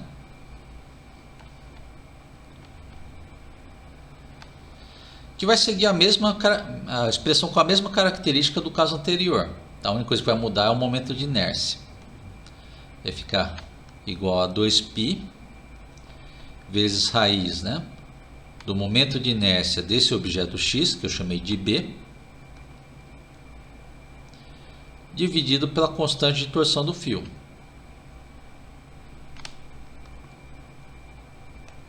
Tá? Bom. E a constante de torção do fio é a mesma, porque eu estou usando o mesmo fio. Tá? Bom, isso vou escrever na página seguinte, então. Tá? Eu vou chamar de expressão 1 e 2 aqui, acho que fica mais fácil desse jeito. Tá? Certo?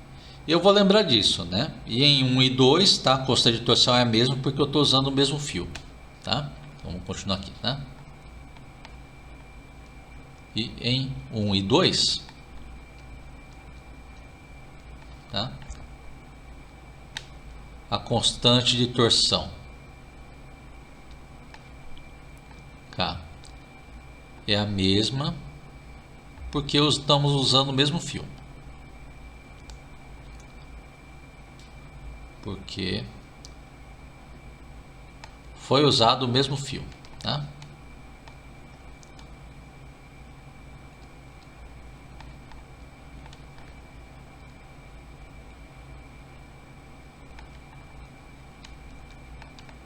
Tá? E eu tenho aquela expressão com os dois períodos, tá? Então uma coisa que eu posso fazer para simplificar bastante a expressão, através das duas expressões, por exemplo, dividir uma expressão pela outra. Tá? Vamos fazer isso então, tá? Bom.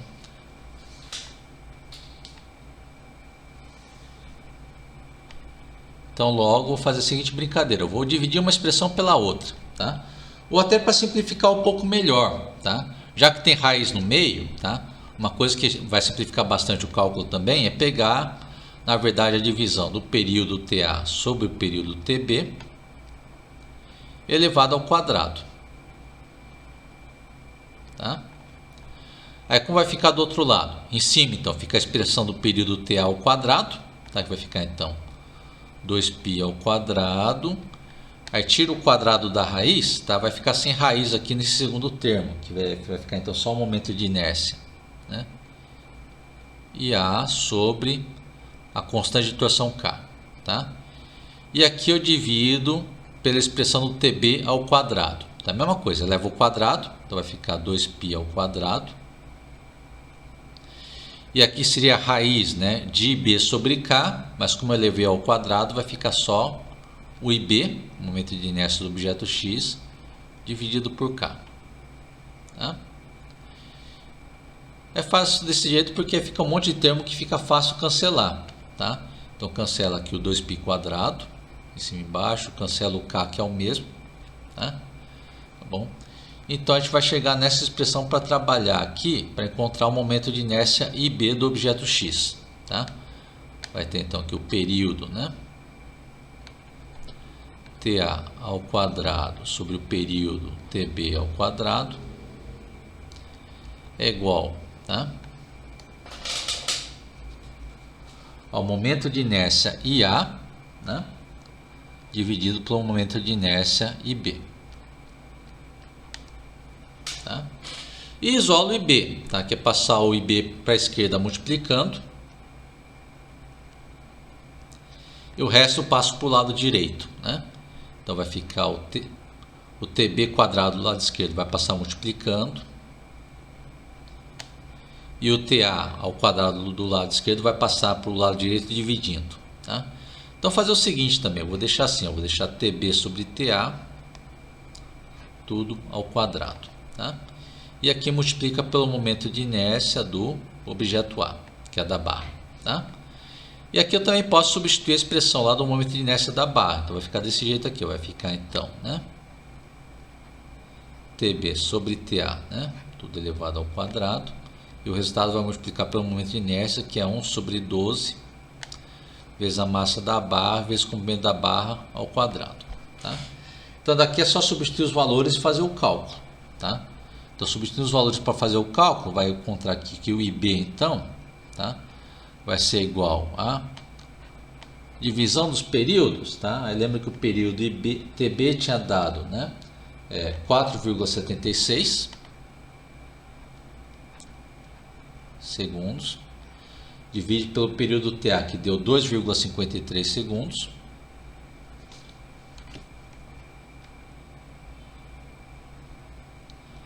faz essa divisão, eleva ao quadrado, tá? E aqui fica 1 sobre 12, vezes a massa, que é de 135 gramas, que eu vou escrever como 0, né? 135 quilogramas, vezes L ao quadrado. Lembra que o L é 12,4 centímetros. Tá? Então posso escrever ela como sendo 0,124 metros. Aí não esquece que esse comprimento está ao quadrado. Tá? Aí faz todo esse cálculo, você vai encontrar então que o momento de inércia desse objeto X, tá? Que tem uma forma irregular, vai valer 6,12 vezes 10 elevado a menos 4 quilogramas vezes metro quadrado. Tá? E com isso a gente resolve esse exemplo 3. Tá? Que é uma aplicação prática então do pêndulo de torção. Tá? Então, graças ao pêndulo de torção, tá? A gente pode usar aqui, usando como referência, né, a oscilação de um objeto de momento de inércia conhecido, tá? A gente pode comparar aí os períodos para descobrir como que é o momento de inércia de um objeto irregular, tá? Que no caso desse objeto X. Tá bom? Só comparando o período deles oscilando como pêndulo físico. Tá bom? Então, uma aplicação prática aqui desse caso do conceito dos osciladores. Tá? Aí vamos aproveitar aqui o tempo que temos sobrando da aula para resolver mais um exemplo também, tá? Que é esse exemplo 4. Tá? Esse exemplo 4, então você tem uma régua, né? E pega uma régua de 1 metro, o comprimento dela certinho de 1 metro, tá? Que oscila em torno de um ponto fixo em uma das extremidades da régua. Tá? Isso está a uma distância h do centro da régua, né, do centro de massa da régua. Tá? Então pega primeiro esse caso aqui, tá? Então você tem uma régua de 1 metro, tá? Eu estou fazendo ela oscilar em torno da extremidade da régua, tá? Bom, então primeiro eu vou resolver essa pergunta do item A, depois a gente pensa no que está perguntando no item B, tá? Penso que foca a pergunta do item B, que é uma outra situação bem mais diferente. Tá? Então, primeiro resolver o item A. Qual que é o período de oscilação dessa régua? Tá? Bom, esse é outro caso de oscilação, tá? Que eu já tenho na tabela de momentos de inércia. Tá? Bom, então, já tem lá na tabela de momentos de inércia o caso da oscilação em torno de uma régua, né? Em torno de uma barra, oscilando em torno da extremidade. Tá? Deixa eu ver se está certinho lá na tabela. Deixa eu ver onde está a tabela aqui. Não tem não. Tá? Então, eu vou deduzir a expressão usando o teorema dos eixos paralelos. Tá? Eu achei que já tivesse nessa tabela, tá? Mas acho que eu estou pegando uma tabela mais antiga. Tá? Então, vamos obter aqui o momento de inércia para a barra oscilando em torno da extremidade. Tá? Em primeiro lugar, o que tem na tabela é a barra girando em torno do centro de massa, que esse centro de massa está indicado aqui na figura. Tá? Bom. Então, em primeiro lugar, a gente vai tirar o momento de inércia para a barra, né, girando em torno do centro.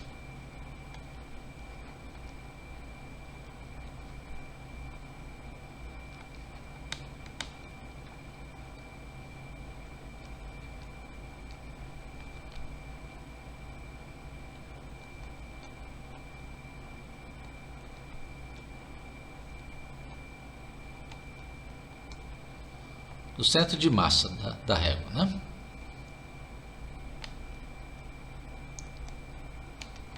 Bom, aí isso já tem na tabela, tá?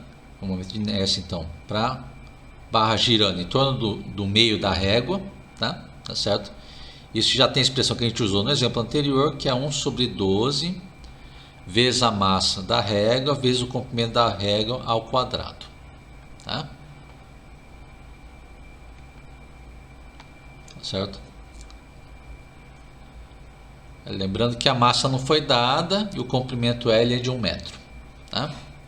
Mas lembre que eu quero o momento de inércia para a barra oscilando em torno do ponto O. Tá? Então agora pegar para a barra.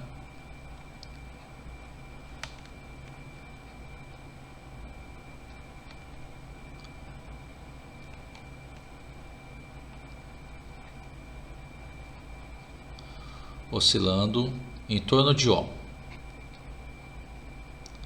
em torno do eixo que está lá no ponto O, lá na extremidade da régua.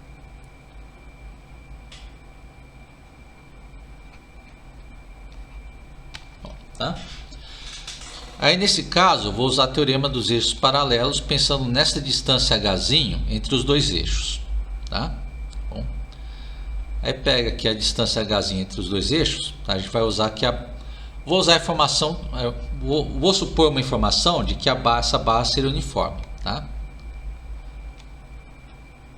Não fala no problema, mas acho que teria que assumir pelo menos uma informação desse tipo. Tá? Então, para a barra uniforme, que tem, ou seja, uma barra que a massa está igualmente distribuída na régua, tá? Tá certo? Aí você tem que a distância, né, entre, né, o ponto O, né, e o centro de massa C, tá, é pegar metade do comprimento da barra, tá?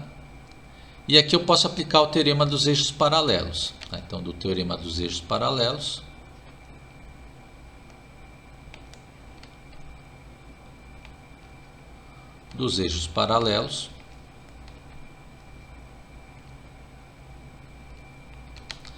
você tem que o momento de inércia, então, para essa oscilação em torno de O, tá? É pegar o momento de inércia para oscilação em torno do centro de massa, mais a massa do corpo, vezes a distância entre os dois eixos ao quadrado. Tá? Então vai ficar desse jeito aqui, né? O momento de inércia para a oscilação em torno do centro de massa é 1 sobre 12, né, vezes ml quadrado. Tá? E aqui no caso do segundo termo, no lugar do Hzinho eu vou pôr L sobre 2. Tá? Mas sem esquecer que ele está ao quadrado. Tá? Então vai ficar 1 sobre 12 ml quadrado mais, aí o segundo termo vai ficar 1 sobre 4 ml quadrado, depois que pega lá o L sobre 2 ao quadrado. Né? Faz essa soma, vocês vão encontrar que esse momento de inércia ele vai ficar igual a 1/3 de m vezes L quadrado. Né? E agora, para encontrar o período de oscilação, a gente vai usar a expressão lá do pêndulo físico. Tá? Que tem lá a expressão do período no caso do pêndulo físico. Tá? Então vamos para a página seguinte. Tá? Acho que vou pegar mais uma página para usar aqui. Tá? Então, vamos para a página seguinte. Tá?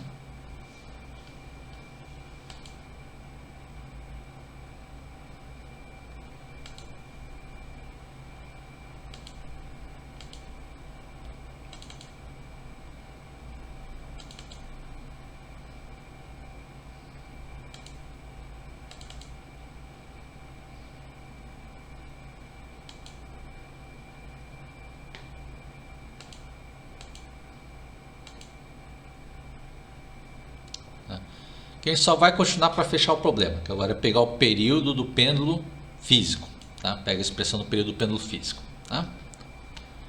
Então, continuando na página seguinte aqui. Tá? Então, pega então, para o pêndulo físico. Né?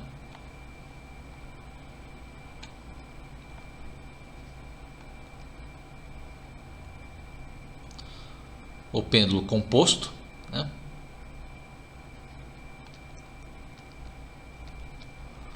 O período é dado por, né,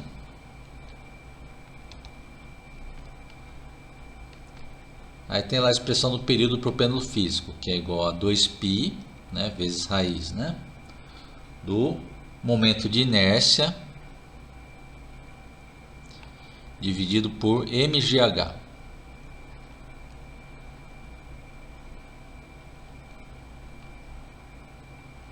Bom, aí nesse caso o h que está na expressão do período, lembra que esse h é a distância do eixo de oscilação, tá, até o ponto que vai aplicar a força. Tá? Bom, Mas vai pegar certinho o H que está aqui no desenho da régua, porque como a barra é uniforme, tá? Você tem que esse centro de massa aqui, tá? Ele casa certinho com o centro de gravidade, tá? Então, toda a força-peso ela vai agir concentrada nesse centro de gravidade mesmo, tá? Bom, então aí fica a distância Hzinho entre o eixo de oscilação, tá? E o ponto que eu estou aplicando a força, tá? Então, no caso desse desenho, desse problema, o Hzinho que eu usei lá no momento de inércia, tá? Também vou usar aqui no período do pêndulo físico, tá?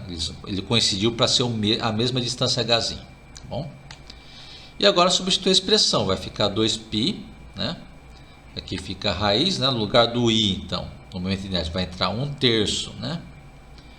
De m vezes L quadrado. E aqui embaixo vai ficar m vezes g vezes h. Tá? Aí lembrando que a distância h também, a gente substituiu na página anterior, ela corresponde a L dividido por 2. Tá? Aí lembra que eu não tinha informação da massa, mas não tem problema, porque nesse cálculo aqui o valor da massa cancela na divisão. Tá?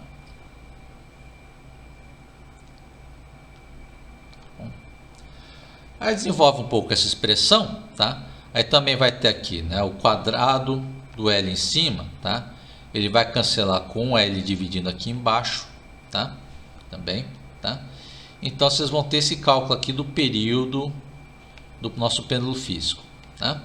Vai ficar igual a 2π vezes raiz, né? E aqui vai ficar em cima, vai ficar 2 vezes L dividido por 3 vezes G. E daqui é só substituir os valores e fazer o cálculo, tá? Então vai ficar aqui igual a 2π vezes raiz, né, de 2 vezes L. Lembra que no caso pegando régua de comprimento L de 1 metro, tá? E aqui embaixo fica 3 vezes o valor do G, lembrando que o G é 9,81 metros por segundo ao quadrado. Tá?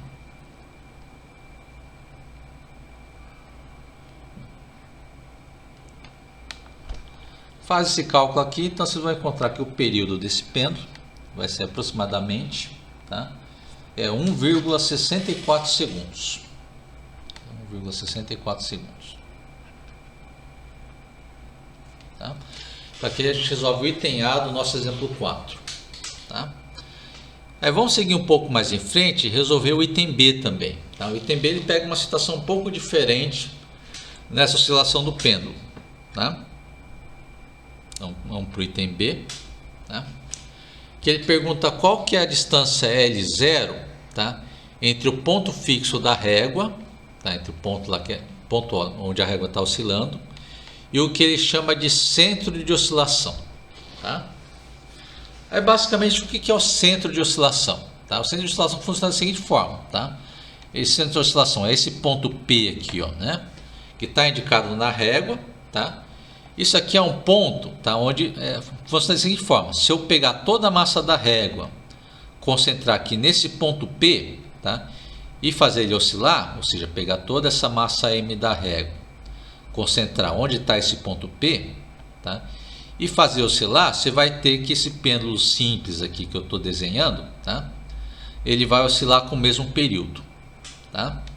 Então isso que chama de centro de oscilação, tá? Se eu concentrar toda a massa no centro de oscilação, tá? Aí ele vai continuar oscilando com o mesmo período, tá?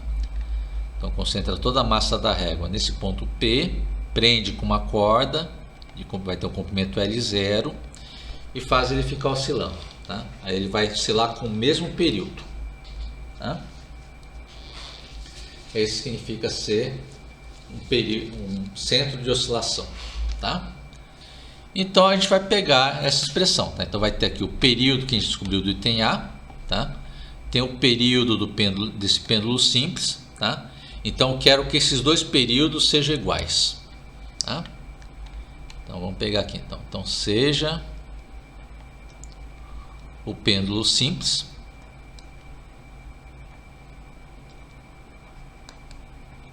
né? de massa M, né? De massa M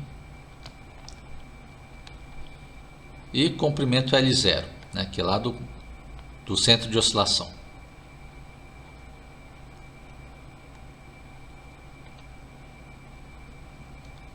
E comprimento L0, né? Ou seja, para pegar o pêndulo certinho no centro de oscilação.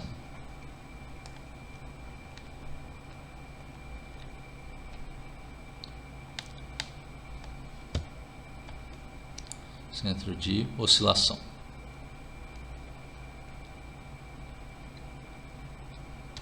Tá?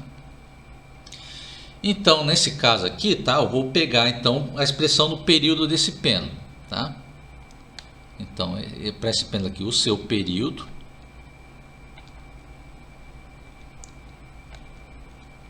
é dado por, né? E pega a expressão lá do pêndulo simples, né? Período do pêndulo simples é igual a 2π, né? Vezes raiz do comprimento do pêndulo dividido pela aceleração da gravidade g, tá? Aceleração de queda livre g, tá? E eu lembro que eu quero que ele tenha o mesmo período do pêndulo composto lá do item A, tá? Bom, então vamos argumentar dessa forma. Então, como estamos, né, no centro de oscilação,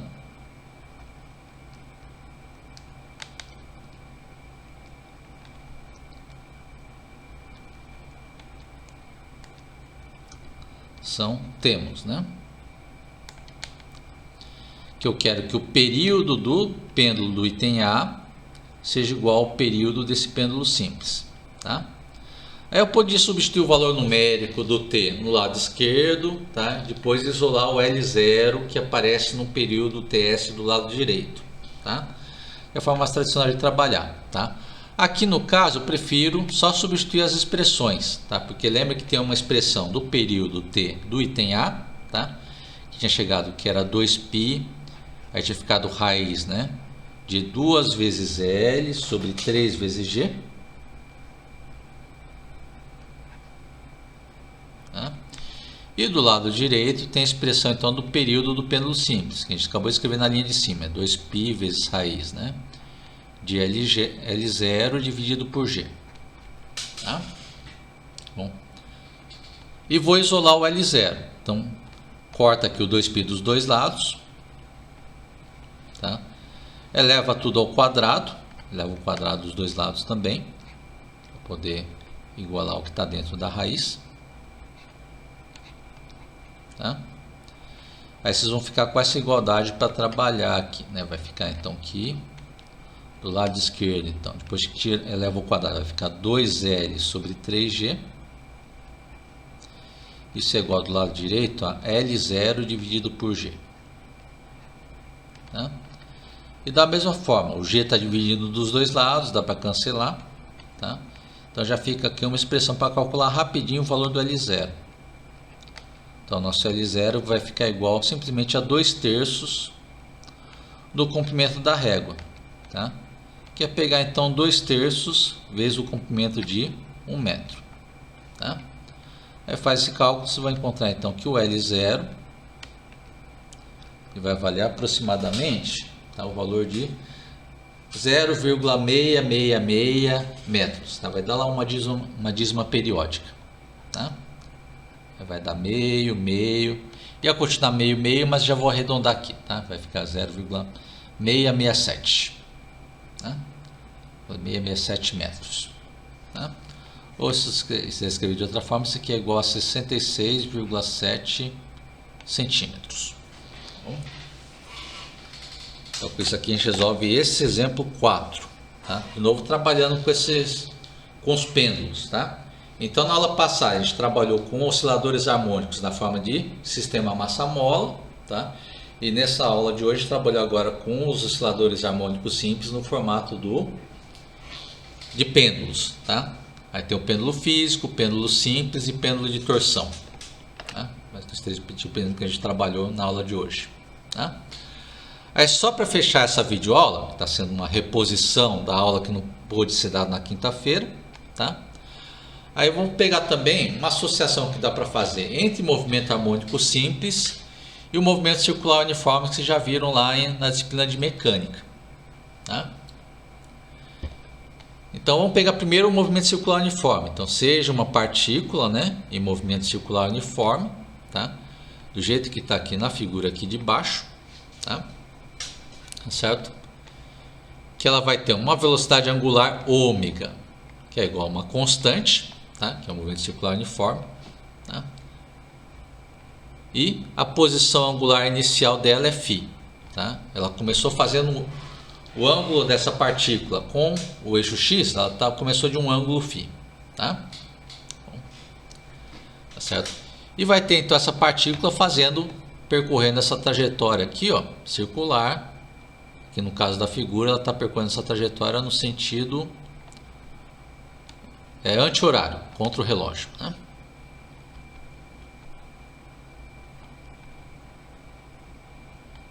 Bom, certo? E vou fazer a seguinte brincadeira aqui na expressão, né, nesse movimento circular uniforme, tá? Lembra que o movimento circular uniforme, então, o tipo de movimento, né, que a partícula, né, ela vai percorrendo essa circunferência com uma velocidade de módulo constante, só para relembrar o que a gente tinha visto lá em mecânica.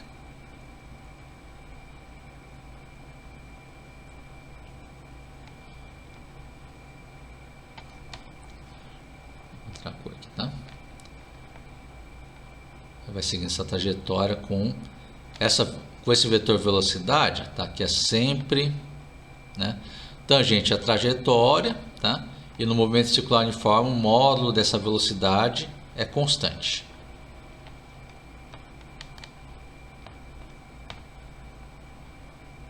Tá?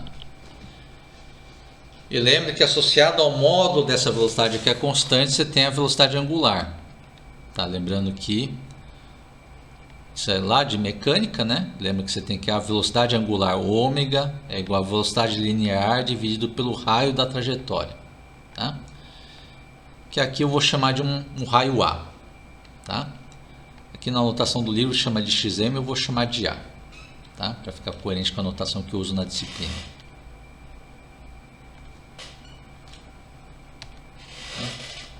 É o raio da trajetória aqui no meio, eu vou chamar de um A grande. Tá? Bom, aí por que eu estou escrevendo essa velocidade angular e a posição angular inicial φ, tá? Porque aí você tem, então, esse movimento da partícula na circunferência, tá?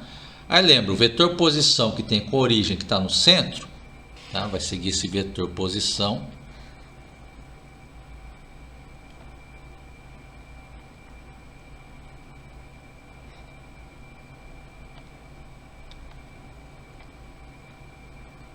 Então vai ser um vetor posição cujo tamanho vai ser igual ao raio da trajetória, tá? Que é igual a, estou chamando de um A grande, tá?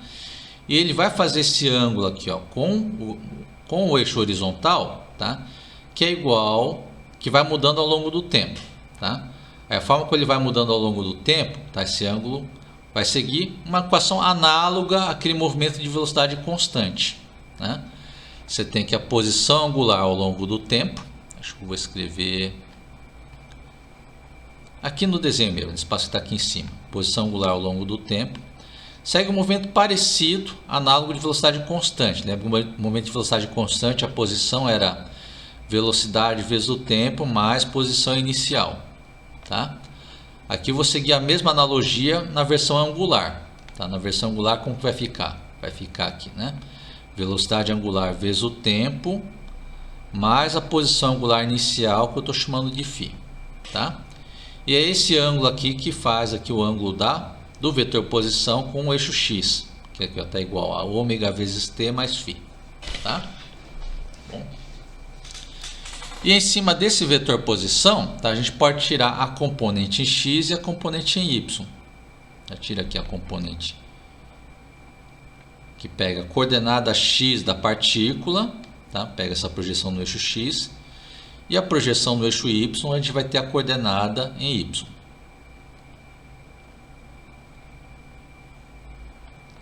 Aqui, ó, vai ter a coordenada em y, né? e as duas vão estar mudando ao longo do tempo, tá?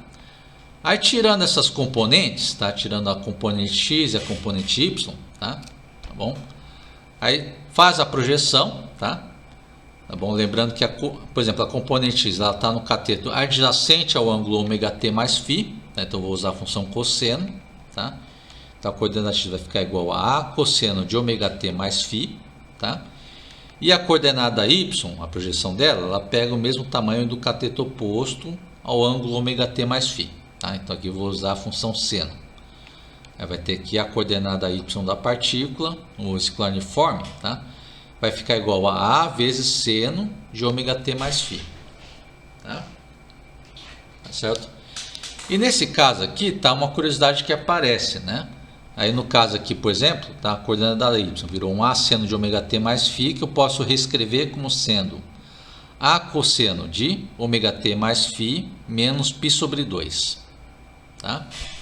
E por que eu escrevi essas componentes, tá? Essas coordenadas x e y do nosso movimento circular uniforme? Tá? Porque você vê que a expressão do jeito que saiu, tá? Ela saiu certinho com a nossa solução do oscilador harmônico simples. Tá? Que segue lá uma amplitude vezes um cosseno de ômega-t mais φ. Tá? Bom. Então, ou seja, conforme a partícula vai descrevendo o movimento circular uniforme, tá? Você tem que a coordenada x da partícula, ela vai ficar oscilando aqui, ó, né? Da esquerda para a direita, segundo um movimento harmônico simples. Tá? Então, ou seja, conforme a partícula vai seguindo o movimento circular uniforme, então a coordenada x da partícula, ela vai ficar oscilando para a esquerda e para a direita, tá? Do mesmo jeito que oscilaria o nosso sistema massa-mola, por exemplo, tá? Esse é do mesmo jeito que oscila um oscilador harmônico simples, tá? Tá certo? E a mesma coisa no eixo y, tá? Então, conforme a partícula vai seguindo aqui, né, o movimento circular uniforme, aí a componente y também vai ficar oscilando, né? A coordenada y também vai ficar oscilando aqui, ó, para cima e para baixo, seguindo também o movimento harmônico simples, tá? Bom, tá certo? Então, as projeções do movimento circular uniforme, tá? Eles vão obedecer às equações de movimento do movimento harmônico simples. Bom, qual que é a diferença aqui nesses dois tipos de movimento? Tá?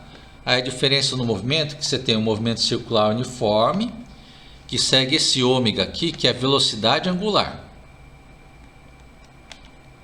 Tá? O ômega que está aqui, ó, né? No movimento circular uniforme, tá? Aí está seguindo esse ômega aqui, que é velocidade angular. Velocidade angular. Ficou meio apertado aqui, tá? Já a oscilação das coordenadas, tá? Elas vão estar oscilando segundo uma frequência angular ômega, tá? Frequência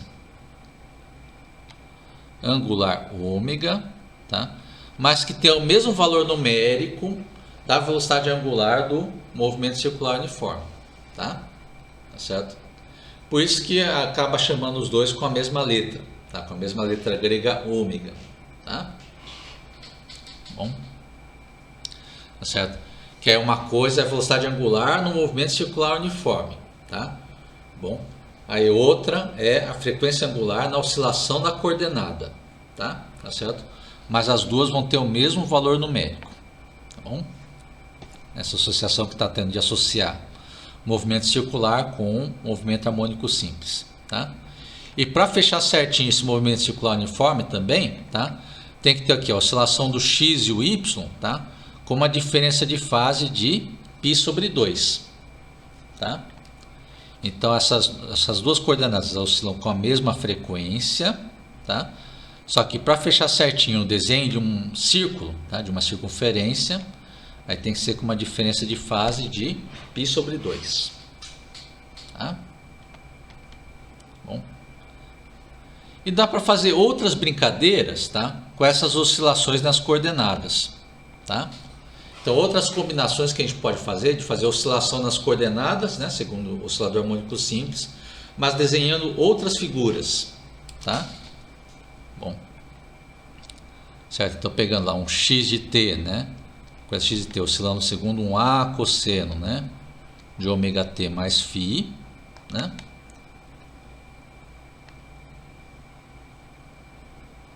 Mais φ, tá? E um y que vai oscilar aqui segundo um a cosseno, né, de ômega t mais φ, tá?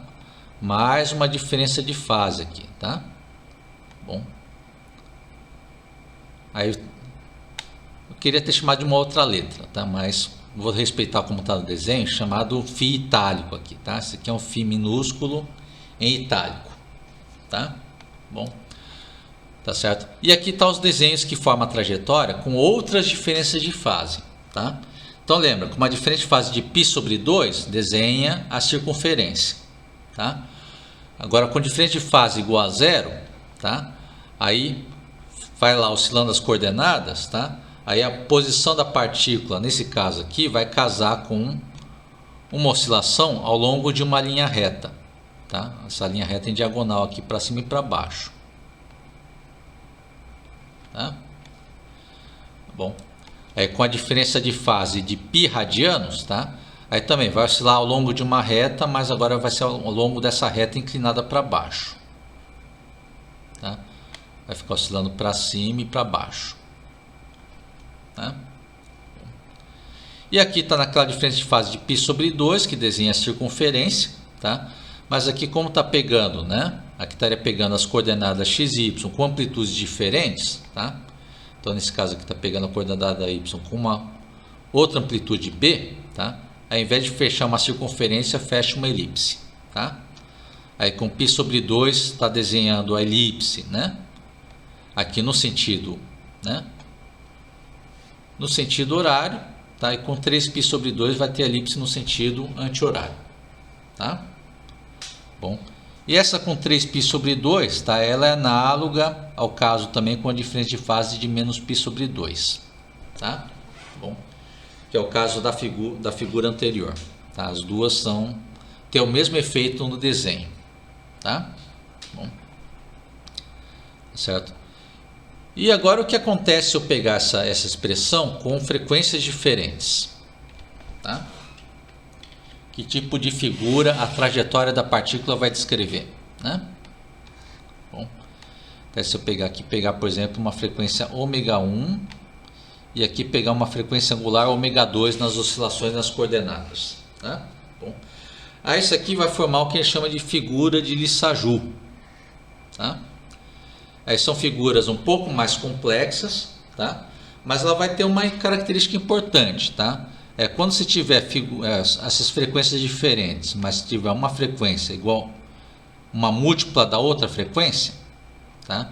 Tipo, uma frequência angular ser duas vezes a frequência da outra coordenada, ou ser 3 vezes a frequência da outra coordenada, ou 5 vezes a frequência da outra coordenada, tá?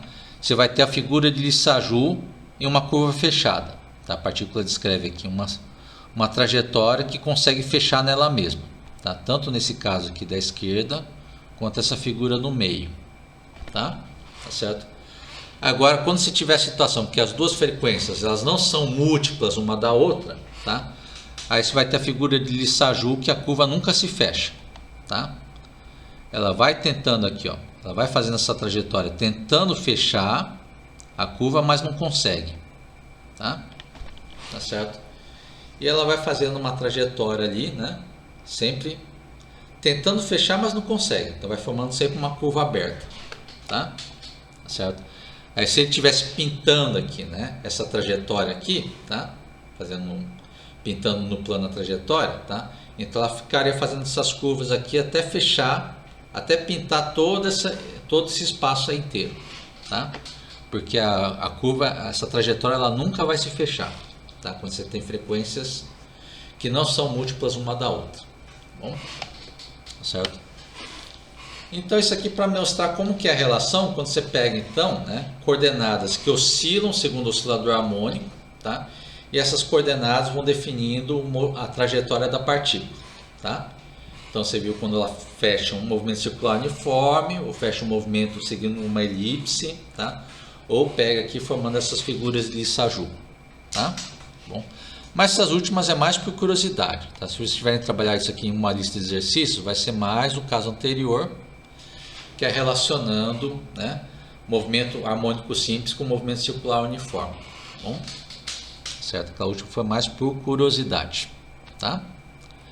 E com isso daqui a gente vai estar fechando quase o tempo de 2 horas, que seria o tempo que eu daria na aula de hoje, tá? Certo? Pegaria até fechando perto das 6 da tarde, tá? Bom, então daqui, tá, a gente vai fechar nossa aula de hoje, tá? Então relembrando de novo, tá? Tá bom? Então na semana que vem, tá, vai ser aplicado o teste, então, na sexta-feira, a partir das 18 horas, tá?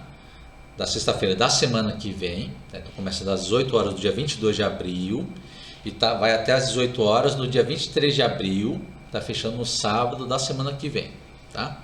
É um teste então que vai durar 24 horas, tá?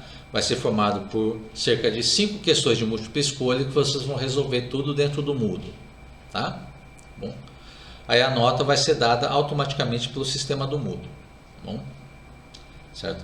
O conteúdo do teste vai ser do capítulo 13 ao capítulo 15, que a gente vai fechar nas videoaulas da semana que vem, tá bom? Tá certo? Então na semana que vem eu vou dar lá mais uma videoaula, tá? Seria correspondente à aula de terça-feira da semana que vem, tá? Eu ainda estou pensando se eu já dou também uma videoaula para fazer a reposição do que seria no feriado, tá? Na quinta-feira, tá? Bom, ainda estou pensando se eu vou precisar fazer isso ou não, tá? Tá certo?